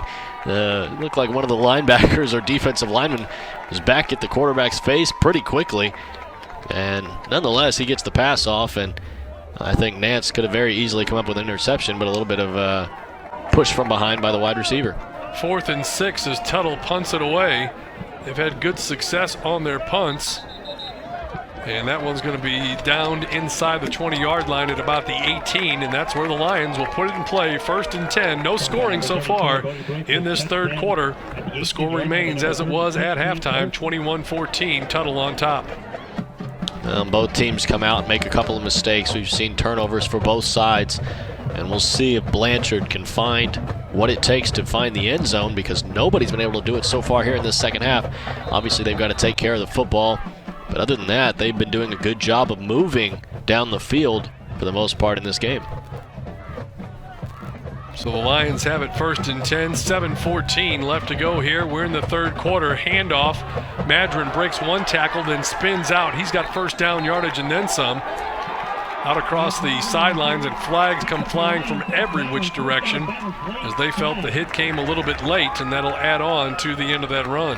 How about that pass fake, a rollout, and he just kind of underneath hands it off to the running back there. It was a great fake. I like that play call, and it got the defense to bite. Everybody going to the left, or from the defensive standpoint to the left, and then able to just hand it off to the running back, and he takes off for a first down.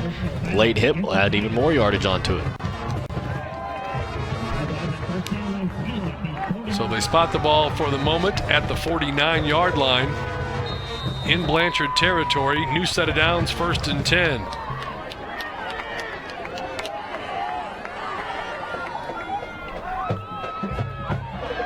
Looks like it's Smith back in at quarterback. Keeps it himself this time. Oh, I'm sorry, that is Chase back in at quarterback. And he gets 11 yards on the carry, and that'll be enough for the first down. Let me check that again. It was Smith who had the carry there. Chase Smith, or Cole Smith, number 6. The senior quarterback, 5'10", 180. And how about the fact that he is second on the team in attempts on the ground? 61 carries coming into this game, 183 yards, 4 touchdowns, so they like to utilize him in the ground game. Madron, who's had the one big carry, has really been kept quiet for the most part since then. Gains just a yard on that play inside the 40-yard line, now at the 39 in Tuttle territory. Well, and keep in mind, we've been talking a lot about these offenses, but both of these defenses are very stout. Tuttle's only allowed 8 points per game to the opponents, and Blanchard only allowed 9.1 coming into this game. So both of these defenses know what they're doing, and they are well coached. Here's a running play, big yardage here, getting into the secondary. And as we said, he wasn't doing a whole lot. All of a sudden, he's come to life once again. Number 33, Bryce Madron, the junior running back, 5'8", 150. Making his presence felt once again. Yeah, he heard you, Steve. And he'll, this time, they fake the handoff to him, and keeping it over the left side is Cole Smith. Smith gets it down to about the 15-yard line. Now, Blanchard has gotten here a couple times since they last scored, but they've turned it over too, so they've got to watch that. Yeah, we'll see if Blanchard can finally find pay dirt here. They've been pretty much incapable of doing it for the most part once they get down to this end of the field. Once they get down into the red zone, it becomes harder and harder for these Lions to score. And a false start is going to be called against Blanchard, not helping their own cause. And they'll bring it back and now spot the ball right at the 20-yard line.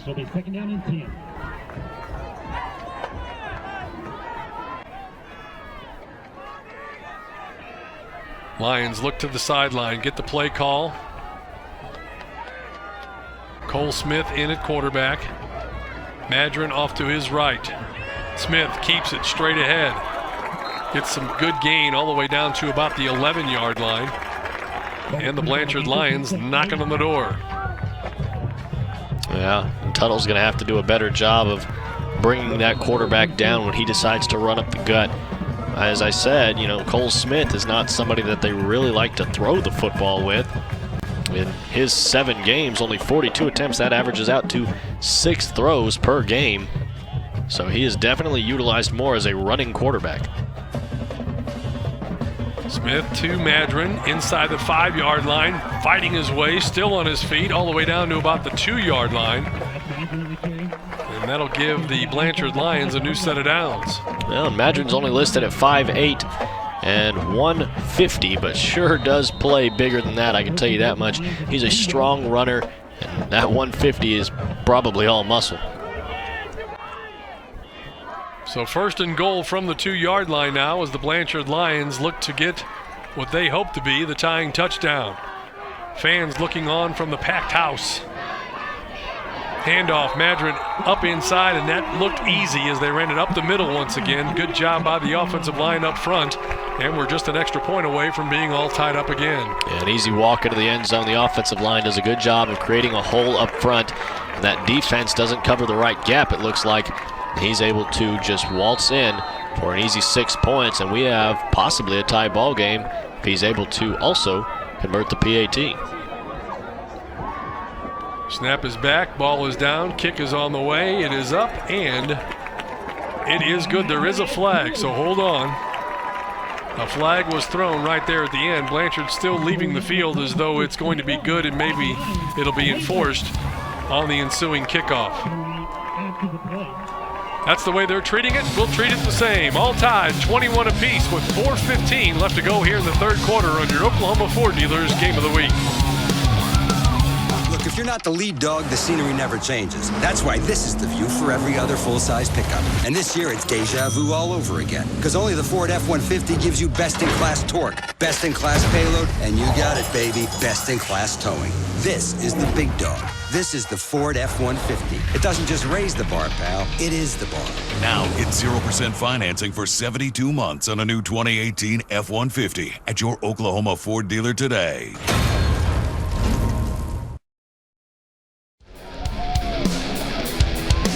Well, we keep saying it, but we got a good one tonight here in Blanchard. Bryce Madron gets into the end zone, and the Tuttle Tigers have tied this ball game up with 4 minutes, 15 seconds left to play here in this third quarter, all tied at 21 apiece. One thing I just thought about, he has 21 touchdowns on the year coming into this game. He's got, what, 2 today? Right. So that makes 23. And then on top of that, he's the kicker, so he's scoring the PATs and the field goals.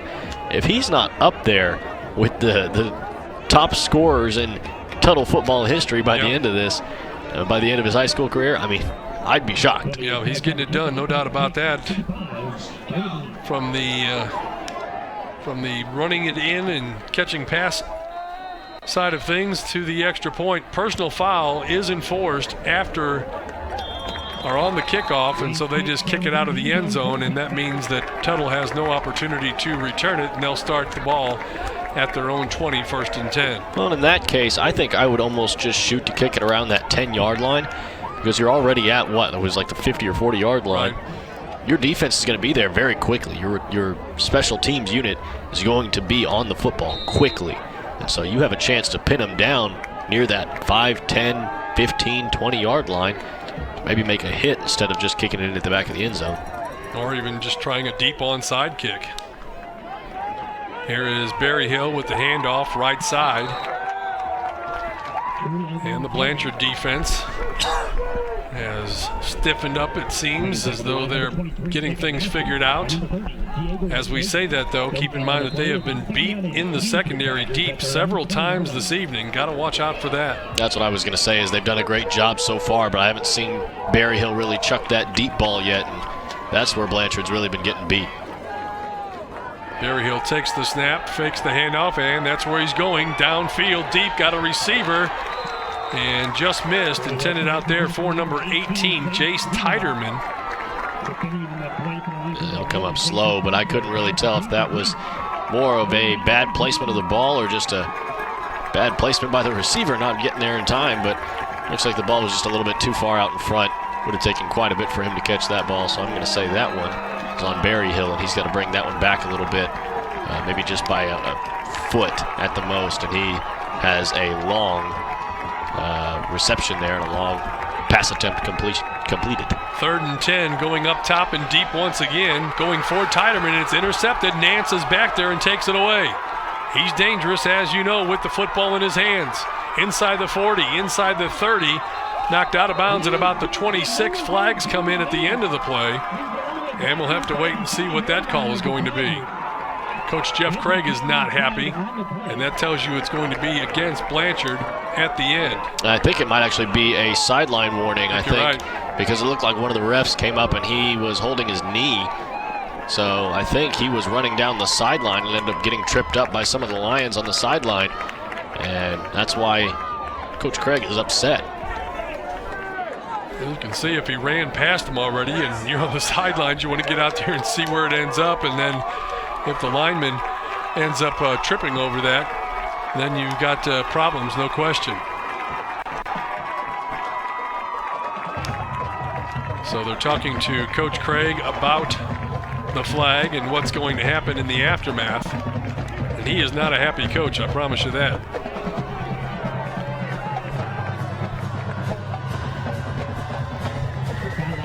So you saw the signal by the official. I'm checking my... Yeah, it is sideline interference. I can't quite see where it is yet. Yeah, I didn't see where it was. But the ref comes onto the screen right there at the end. And he kind of was doing like a hobbling run. And I saw him hold his knee at one point. Oh, that's not good. So might have to sub him out of the game, get a new ref, but obviously a sideline warning is given to Blanchard. So Nance does get the interception, and it's Blanchard football. The handoff goes to Madron, and he's going to pick up about 3 yards on the carry, gets it into Tuttle territory at their 48-yard line, as we've got 3 minutes, 10 seconds left to go here in this third quarter, all tied up, 21 apiece. Well, we talked about how Ross was having quite a good game. How about Nance doing it on his own side of the football? He's got 2 interceptions now and 1 touchdown, where Ross has 2 touchdowns, 1 interception.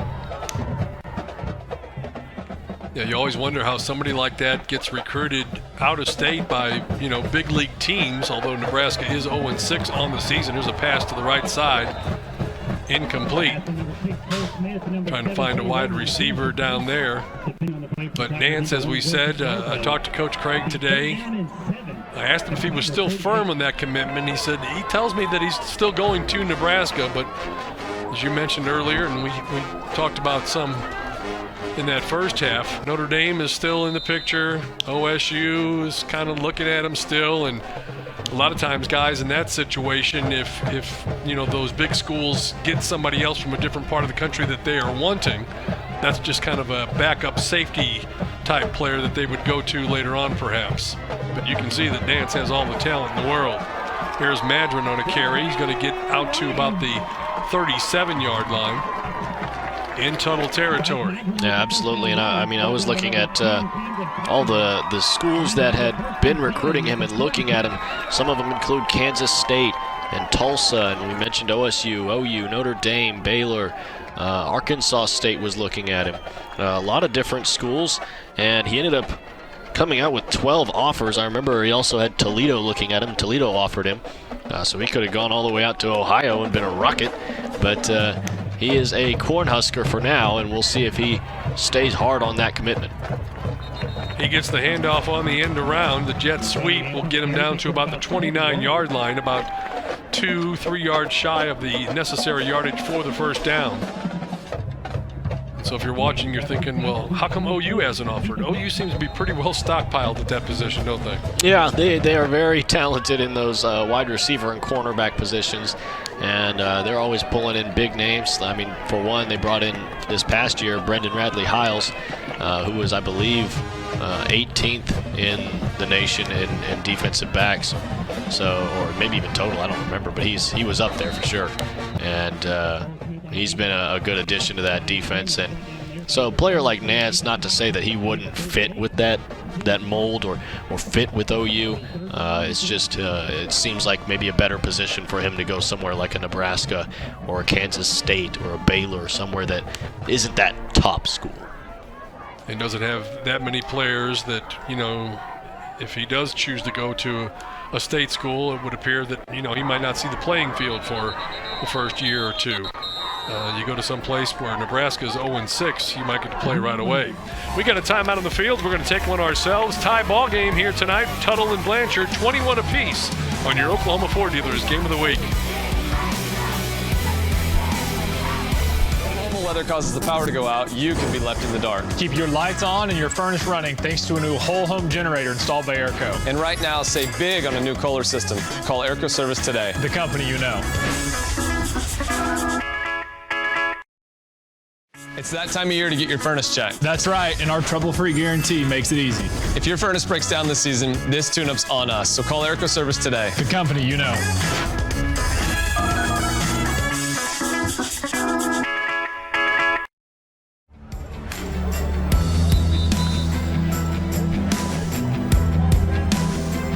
And welcome back to Blanchard. Minute 19 left to go in our third quarter. Biggest lead of the game has only been 7 points. Both teams have had 7-point leads in this ball game. But right now, we stand all knotted up 21 apiece between Blanchard and Tuttle. Well, I mentioned earlier, News OK predicted the final score being Tuttle 27, Blanchard 21. And so right now, that is definitely a very, very possible outcome. And right now, 21-21, late in the third quarter. I feel like this game could go either way. Both teams with big punches. There you saw they put Nance in motion, so he draws a lot of attention of the defense. Then they hand it up the middle to Madron, and he gets the first down yardage. Gets it inside the 20-yard line. They're going to spot him down at about the 18-19 yard line, 18 and a half, if you will. New set of downs for the Lions. In at quarterback is Cole Smith. We've seen more of him in this second half than we have seen of T.J. Chase, who played most of the first half at the quarterback spot. Nance on the handoff, gliding through and getting down to about the 13-yard line. He's one of those guys that, again, just kind of glides, and then when he needs to, kicks it into a different gear. Yeah, and you see in high school sports, a lot of those players that are really, really good kind of have this like nonchalant style of play. You know, we had a couple of basketball players at Broken Arrow last year who were really good, and there were times where I kind of felt like they were just kind of going easy, and I was like, you know, turn it up to that next notch. I was expecting more and more, but at the same time, they played with such a nonchalant demeanor, and then all of a sudden they'd have 25 points at the end of the game. This time a keeper by the quarterback. They spin him around on the tackle, and that's probably going to be enough to get him the first down. Good effort there by Cole Smith as he gets inside the 10-yard line. And that'll be the final play of the third quarter. All the Blanchard Lions holding up four fingers. The fourth quarter is theirs, or so they hope. We're all tied up, 21 apiece. Blanchard and Tuttle when we come back. Look, if you're not the lead dog, the scenery never changes. That's why this is the view for every other full-size pickup. And this year, it's deja vu all over again. Because only the Ford F-150 gives you best-in-class torque, best-in-class payload, and you got it, baby, best-in-class towing. This is the big dog. This is the Ford F-150. It doesn't just raise the bar, pal. It is the bar. Now get 0% financing for 72 months on a new 2018 F-150 at your Oklahoma Ford dealer today.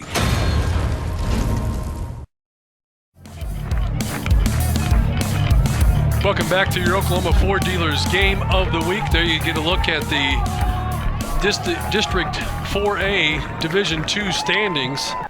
Tuttle right now, they're unbeaten in district play with Blanchard right behind them. And there's a whole lot, as we said at the top, Dylan, riding on this game right here tonight. Absolutely. Those top three teams are for sure in the race. And then on top of that, we've talked about how Cushing could be a wild card and maybe mess up somebody's run for the playoffs.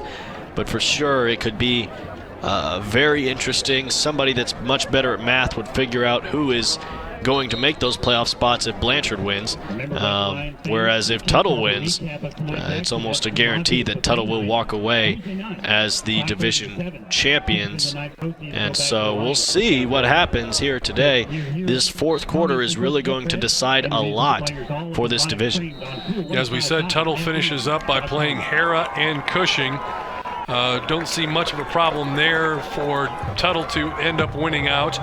And for Blanchard, they would play Cushing and Hara, just reverse the week, same opponents. So, yeah, it's all right here, right now on this field.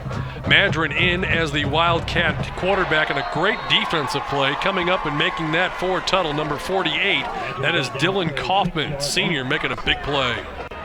Kind of going back to those standings, what's really interesting about it is it's going to come down to those points scored.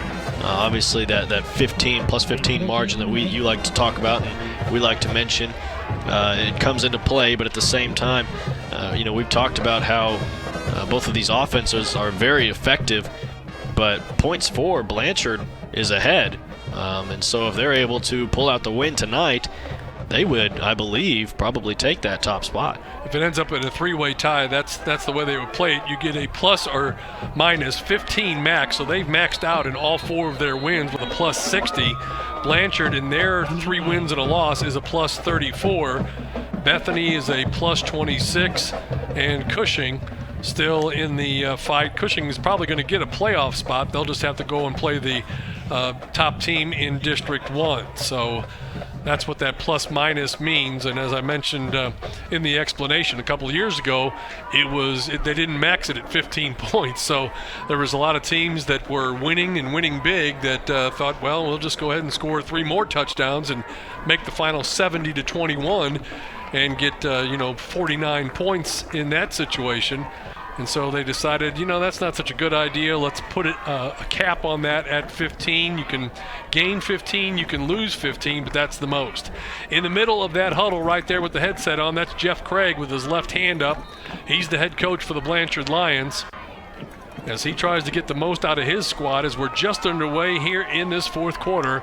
All tied up, his Tigers, or Lions rather. And you've got the quarterback, TJ Chase, back in at the quarterback spot.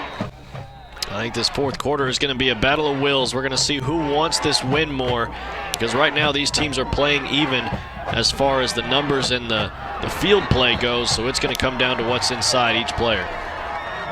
Well, that was a 4th down situation. They throw the pass out.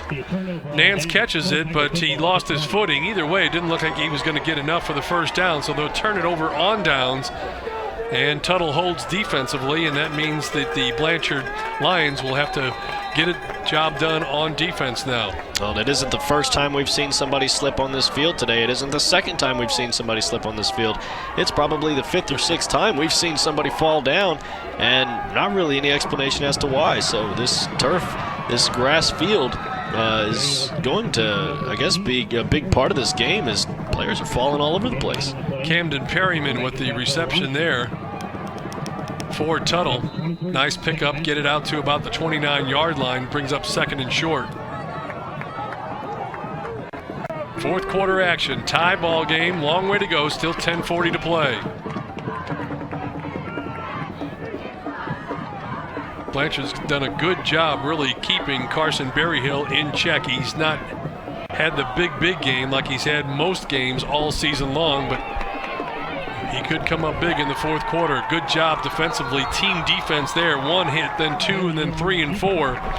Coming up and making the tackle, number 30, is Ortegan once again. And he had some help there from number 42, Logan McKay, among others.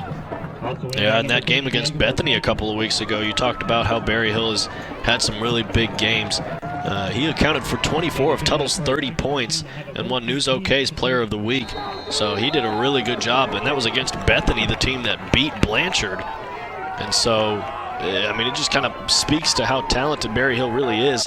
And so he is the type of quarterback that could definitely sway this game in Tuttle's direction.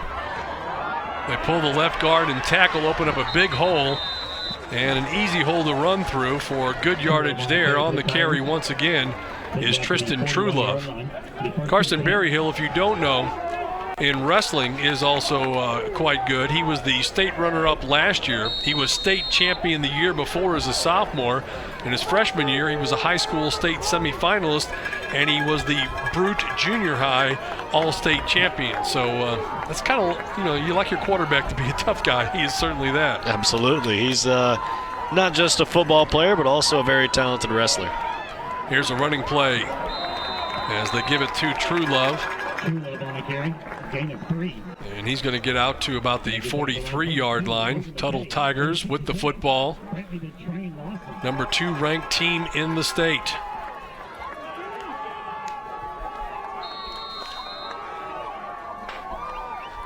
You say, Steve, who is number 1 in 4A? Well, right now it's Poto with a record of 7-0 on the season. Number 1 Wagner lost last week. Wagner doesn't lose too often. There's a big play in the defensive side of things. Number 67, Brantley Lawson, senior defensive lineman, coming up as he shot the gap and made the big play on defense. Yeah, and right here is going to be a big play for this Blanchard defense and a big play for this Tuttle offense. 3rd and 11, about 9 minutes to go. You could see this one being quite a big piece to what could end up being the final score here. 3rd and 11 for the Tigers as Berryhill drops to throw. Far side, incomplete. Don't see any flags on the play, and that'll bring up a 4th down situation for the Tigers. And I think you've got to punt this one. It's a 3rd and long, now a 4th and long, actually. And if you don't punt that, you end up not making it. You're giving Blanchard some really good field position. Talked about Wagner. They were number 1 before losing last week. It was last year that Blanchard ended the 47-game winning streak that Wagner had before losing in the semifinals to eventual state champion Heritage Hall. Here's the punt away and skips out of bounds at about the 27-yard line. And that's where the Lions will get it, put it in play, 1st and 10 with 8:48 left to go in our contest. At least in regulation time anyway. We're sitting on a tie score right now. 21-14, Tuttle led at half. Blanchard has got into the end zone for the only points in this second half to tie it up at 21 apiece.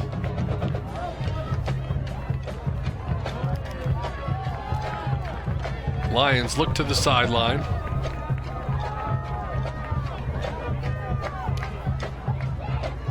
Nance goes in motion. Looks like Smith is back in at quarterback and nowhere to go. Good job defensively by the Tigers. Short gain on the play, if any.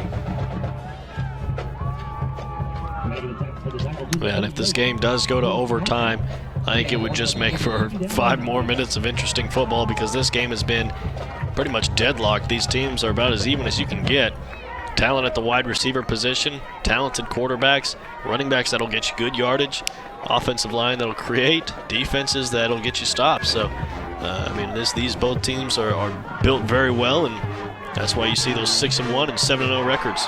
Very similar, too, I would think would be a good analogy. Here's a pass that's complete on the far side as they hook up there with number 7, Rex Redmond. That's going to be enough for a 1st down out at about the 42-yard line. As you can see, the chain gang moving the chains on the far side of the football field. Both of these teams are just 2-time state champions. You mentioned earlier 1979 and 2012 for Blanchard, and 2001 and 2005 for Tuttle. Mix up on the play there, and a flag comes out as half the offense got in gear. The rest of the offense did not. It's going to be a false start against Blanchard. That just didn't look right from the get-go. I always love when the ref gets on the mic and he says, false start, everyone but the center. Right. That one's always funny because the center stands there and he's got the ball and everybody else goes, and he still hadn't snapped it, so it's kind of funny when you see that happen. That one was a very similar situation. It seemed like more than a handful of players were ready to go, and obviously the ball hadn't been snapped yet. So move the ball back now to the 36-yard line. 1st and 15 for the Blanchard Lions. Run to the near side. No quarterback decides to keep it. And that didn't work out so well for Cole Smith. So after the penalty, then a loss on the play, and Blanchard's headed in the wrong direction. Well, it's right in that area of the field, that 40 through 30-yard line right there, kind of left center, I guess you could say. It's really seeming to be tough for these players to stay up on their feet in that area of the field. So I think it's kind of odd that at this point you would still go with like a running play in that area of the field. I would probably try to pass it past that area and then run from there if I was going to. TJ Chase back in at quarterback, throws near side. Had a receiver, couldn't hang on, intended there for number 82, Ronnie Brown, and that's going to bring up a 4th down and a likely punting situation for the Lions. Yeah, that's on Ronnie Brown. Not a bad thrown ball right there. He's got to make sure he comes up with that catch. It's a crucial time of the game. These minutes are continuing to tick away, and both of these teams deadlocked at 21. They've got to figure out what is going to work against these defenses. They've got to find points. And for Tuttle, I mean, I think they've cracked the code. You've got to go for those long balls. So 3rd and 21. Quarterback is TJ Chase. He's the throwing quarterback of the two. Madron takes the handoff, double reverse. They give it to Nance, who pitches it ahead to TJ Chase. Well, I'm not sure about that. I like the creativity. I'll give him that. It was a very creative play, and if the defense wasn't so patient with it, it might have worked very well.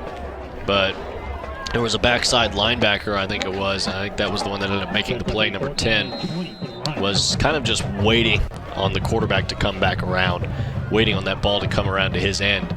And a good job by the linebacker to be in position. I guess he's lining up at defensive end right now. It's number 10 for Tuttle, Camden Perriman, and he's done a good job throughout the game on both sides of the ball, but right there, a really good job. Punting situation as Blanchard has to give it up to Tuttle, taking it on the bounce, and then horse collar down. Don't see a flag, so maybe not going to get the call on that. And if not, then Tuttle will get the ball and start their drive at their own 41-yard line. And as you mentioned, it's getting late, 6:21 to play. Yeah, these teams are going to have to figure out how to put some points on the board. Like I mentioned, I think Tuttle has a little bit of an in on this defense. They know what works. They found out more than a couple of times that they can get big yardage off the long ball. And so this Blanchard secondary is going to have to stay alert and be ready out there. As for Blanchard's offense, they need to figure out how to crack that Tuttle defense, because here in this second half, they've only scored one touchdown, but it's been the one touchdown of the entire second half. Parker Ross is wide to your left, top of your screen. They're going down that way. Receiver wide open again. And I believe it is Ross who got free. And how do you let that guy get open downfield? All the way down to the 15. Just going to spot it at the 18-yard line in Blanchard territory. That was right on the money. I mean, you just send Ross on a fly route. He outruns these defensive backs, and I don't know how you have three of them, and not one guy is within enough space to make a play on the football. I mean, somebody's got to be there, and somebody's got to be marking him. That's poor defense by Blanchard. Berryhill takes the snap, going to keep it himself off the left side as he fights and struggles. Pile still moving inside the 10-yard line. Finally stopped at about the 7 or 8-yard line, and that's going to be enough for a first down to set up a first and goal situation for the Tigers. Good run, tough run by Berryhill. Yeah, first contact was probably back near the 12-yard line, maybe the 13. And they just carried him all the way out there. Both teams have had trouble getting it into the end zone here in this second half. Just the one touchdown by Blanchard to tie the game. Tuttle threatening. Give Truelove up the middle. Fights his way inside the 5-yard line down to about the 4. That'll bring up second down and goal from, let's see where they spot it, right at the 4-yard line. Truelove on the carry for the Tigers. A little less than 5.5 to go, so if Tuttle's able to score here, it's going to put a lot of pressure on that Blanchard offense to find a quick score.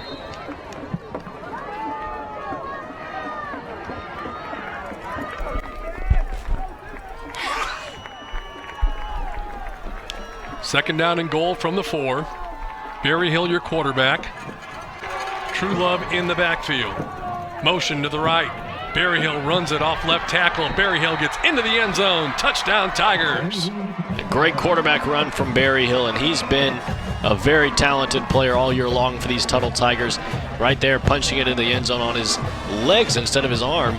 And with that, like I said, it puts a lot of pressure on the Blanchard Lions. Now under 5 minutes to play, they're going to have to find a way to put 6 points on the board quickly. Good job up front by that offensive line on that left side. Now the extra point attempt, which could be critical if Blanchard is able to get a touchdown on the board as well. Snap is back. Kick is on the way. It is good with 4:55 left to go in our ball game. The Tuttle Tigers have taken the lead. They lead it 28-21 on your Oklahoma Ford Dealers Game of the Week. Good morning, Bella. Good morning. Are you ready? Yeah. 5 little monkeys. Yay, Bella! Hold still. Almost done. Oh, Bella, I really loved playing with you. Thanks, Grandma. I really like our visits. Whatever tech tomorrow dreams up, you'll be ready with GigaBlast. Future speed internet is here from Cox. Well, it's getting late here in Blanchard at the Oscar Brooks Sports Complex. Tuttle Tigers get the touchdown run from Carson Berryhill from 4 yards out. Extra point is good, and now Tuttle on top of Blanchard, 28-21. We've got 4:52 left to play. A lot of pressure on these Blanchard Lions to put the ball into the end zone. They've only got 4:52 to go. 6 points has to be put up on that board. And if I'm being honest, it seems like the most effective route to it is getting the ball in Madron's hands. Or Nance. You can't go wrong getting it in Nance's hands. Absolutely, either. Yeah. Here's the kickoff after the touchdown, taken right at about the 19-yard line. Up the middle, breaking a tackle, and then ridden down at about the 43-yard line. Nice return. Brought down there by number 1, Joseph Yarbrough. And that's where Tuttle will set it up 1st and 10. 4:46 to play. And not much riding on this game, just the whole district standings. The whole district playoff picture. That's right. As you mentioned, if Tuttle wins this, they pretty well lock up the district, and they will get the home field advantage and take on the 4th place team from District 1. And then Blanchard, if they come out on the losing end of this, could finish 2nd still, finish 3rd, or could finish 4th. More than likely 2nd or 3rd, but that's a big difference because 2nd means you're still at home and 3rd means you're on the road in the opening round. Here's a pass left side, looking downfield, incomplete. Nance was in the area. Also over there was number 11. I believe that's Jason Cresswell, if I saw that right, and that would be a good sign because he was the young man that went out earlier with the injury. Try to make sure that that was him. Well, and that was a good job by the defense to predict pass play. They only had 6 guys in the box, 5 defensive backs out there, and so they knew Blanchard was probably going to try to go to the air on that play. And a good job by the Tiger defense to read that one and get a hand on the pass and knock it loose. Get a good look at the crowd. It is full there at Blanchard. Pass to the near side, too tall, incomplete. Trying to hook up with Nance over here on the near side of the field, and that's going to bring up 3rd and 10. That's the last 2 plays, too, that he's been throwing at Nance. And so at this point, if I'm Tuttle, I'm double covering Nance right now. I don't even know if he's really thrown to his other receivers in this game. So it's really been the show of Nance and Madron. And then, of course, some runs from TJ Chase and some pretty good throws, or runs from Cole Smith and some pretty good throws from TJ Chase have really kind of held this Blanchard offense up. Like I said, I wasn't positive that that was Cresswell who was in the lineup again after leaving early with an injury. Still have not seen whether or not number 11 is in the ball game. Pass is going to come out here on the near side to Schoonover, number 5. He makes the reception, gets it out to midfield. That's still going to leave him short of 1st down yardage, though. Bring up 4th and 3. Obviously a huge play coming up. Absolutely. This could be the game-deciding play, if we're being honest, because if you don't convert here, Tuttle can take the ball over and just kind of run the clock down and just keep handing the ball off to Truelove. He's a very effective running back, so you could definitely see this being the game decider right here. Got to think they're going to try and draw him off with a hard count here first. First of all, they don't want to waste the timeout, though. And instead, the snap goes through the quarterback's hands, and he goes down and falls on top of it. Made sure that he didn't give it up, but they do give it up because that was 4th and 3, and now the ball is all the way back to the 32-yard line in Blanchard territory. I don't know if he took his eyes off it or if it was just snapped because it got back there in a hurry. Goodness, man. That was, in my opinion, that looked like a clean snap to me. I don't think there was much that the center could have done better. It looked like it was pretty much on target. It came quickly, yes, but at the same time, the quarterback should be prepared for that. And so I think he might have, like you said, just maybe taken his eye off the ball or was ready to run with it before he was able to actually catch the ball. And that's one thing that you see a lot with receivers is when that ball comes to them, they're too busy trying to run with it instead of catch the ball. And right there, maybe the quarterback fell victim to that and could end up costing him the game. Berryhill takes the snap, turns, gives. Truelove on the carry. Tries the stiff arm, gets it inside the 25-yard line, down to about the 24. Need to check to see how many timeouts Tuttle has remaining. Can't see the scoreboard exactly from where we're situated. Well, if I'm the Tigers offense, I'm letting as many ticks go off that play clock before I snap the football, trying to let that clock run down and give Blanchard as little time as possible to get back into this game. Because obviously if you keep that football, they can't score.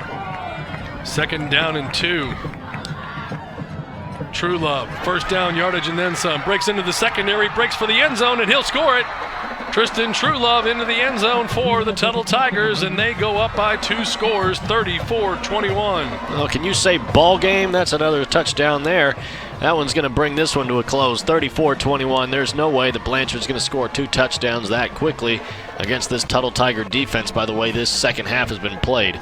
It's been a great show by both teams. I mean, either one really could have walked away with the win, and the Tigers will come out on top, and it's been a great show by, like I said, both teams. A great job, and I think Blanchard doesn't walk away from this one with their head in their chest. They've done a good job all game long. 35-21, 3:02 left to go. Tuttle on top of Blanchard in your Oklahoma Ford Dealers Game of the Week. We'll be back.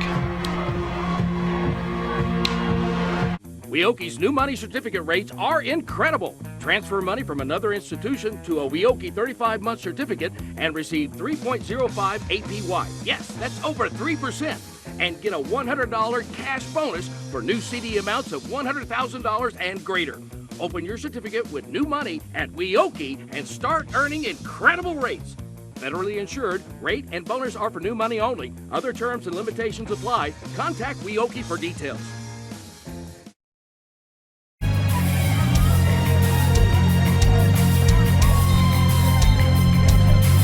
Well, welcome back. Tuttle Tigers ranked number 2 in Class 4A. Blanchard Lions ranked number 6. And Tuttle has done the little things tonight, or in some cases really come up with the big plays as they get the stop on 4th down and 3 and then score the touchdown to go up by 2 scores with just under 3 minutes left to go in the ball game. Tuttle trying to go to 8-0 on the season. And as we have looked at their schedule, that would mean they would probably finish the season at 10-0 and have home field advantage at least until the semifinals of postseason play. Blanchard obviously will not give up. They'll try all they can to get a touchdown and a turnover or an onside kick to try to pull the miracle comeback, but right now the cards are not stacked in their favor. Yeah, and right there on that kick return, another player slipping up in that area of the field. I think the groundskeeper is going to have to take a look at this over the week. It's been a problem all game long, these players slipping all over the place, and it seems like a fairly well-conditioned field, too, so that's why it seems so weird, I guess you could say, out of the ordinary, that you'd see so many players falling down tonight. Quick pass over the middle, complete. They hook up there on the reception, coming away with the football for Blanchard, number 82, Ronnie Brown. Clock continues to run.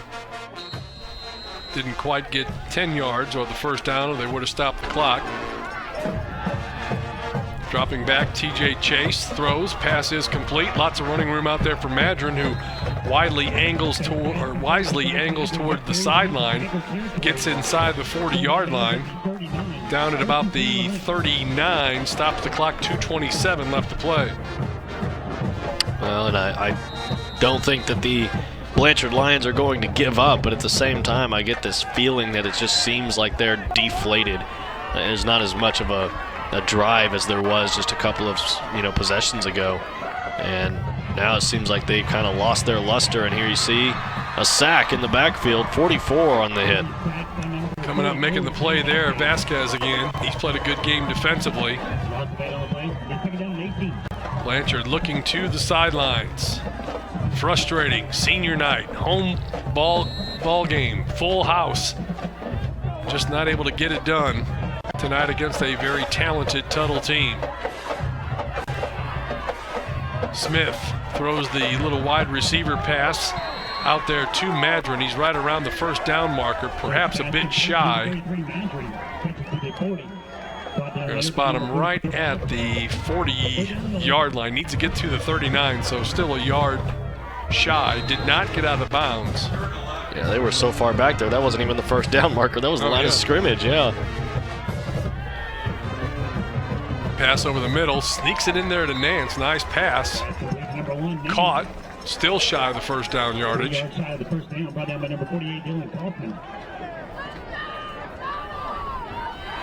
Substitution in and out. 65 comes in for Tuttle. Corbin Graham.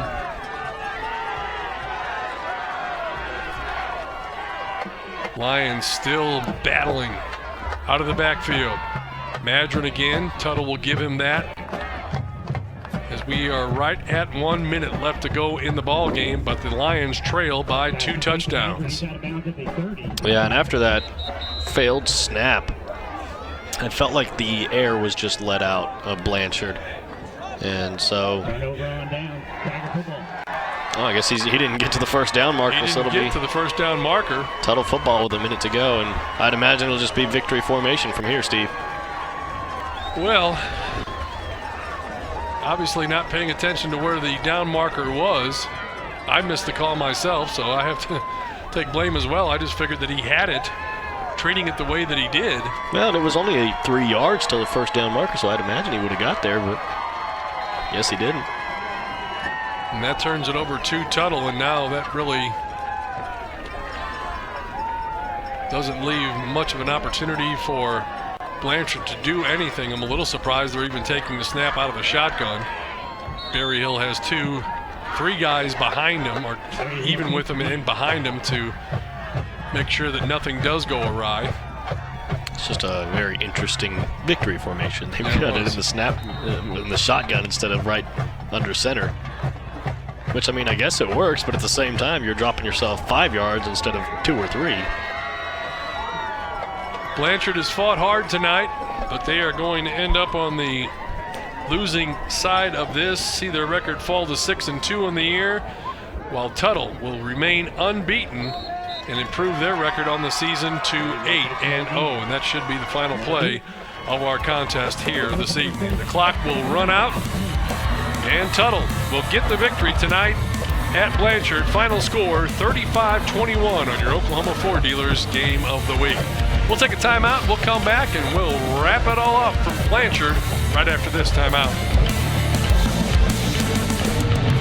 Look, if you're not the lead dog, the scenery never changes. That's why this is the view for every other full-size pickup. And this year, it's deja vu all over again. Because only the Ford F-150 gives you best-in-class torque, best-in-class payload, and you got it, baby, best-in-class towing. This is the big dog. This is the Ford F-150. It doesn't just raise the bar, pal. It is the bar. Now get 0% financing for 72 months on a new 2018 F-150 at your Oklahoma Ford dealer today.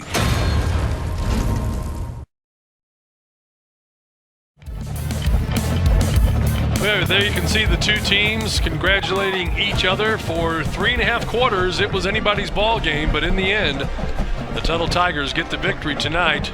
Blanchard had a few too many turnovers in the contest, and Tuttle wins it. Final score of 35-21. Blanchard moves to 8-0 on the season. Tuttle moves to 8-0 on the season, and Blanchard falls to 6-2. What are your final thoughts there, Dylan? Well, we talked about it all game long that Tuttle, with the win here today, was basically going to take the district. And so with that, we see them move to 8-0. 2 easy games coming up as far as we know.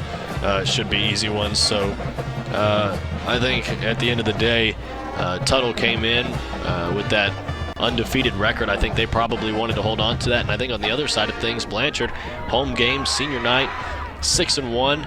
They want to take down that top team. I think Blanchard came in with a lot of heart in that first half.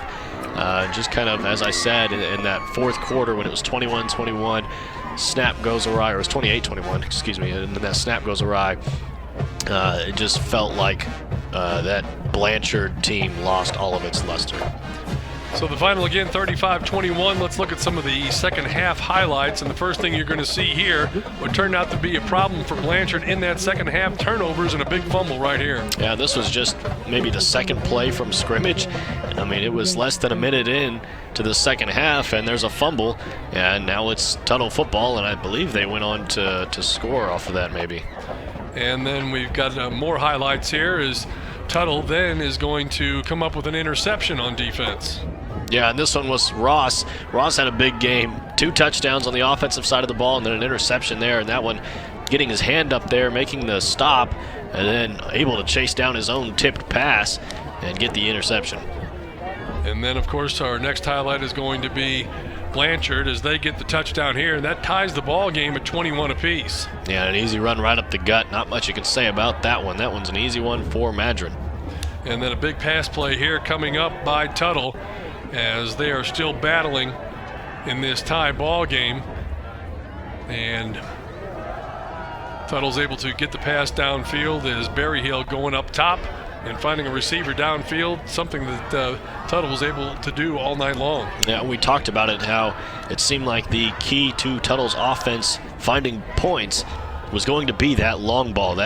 Those safeties, those defensive backs seem to be getting beat anytime they cross 20 yards from the line of scrimmage. And so Berryhill able to pick apart the defense with that long Hail Mary pass.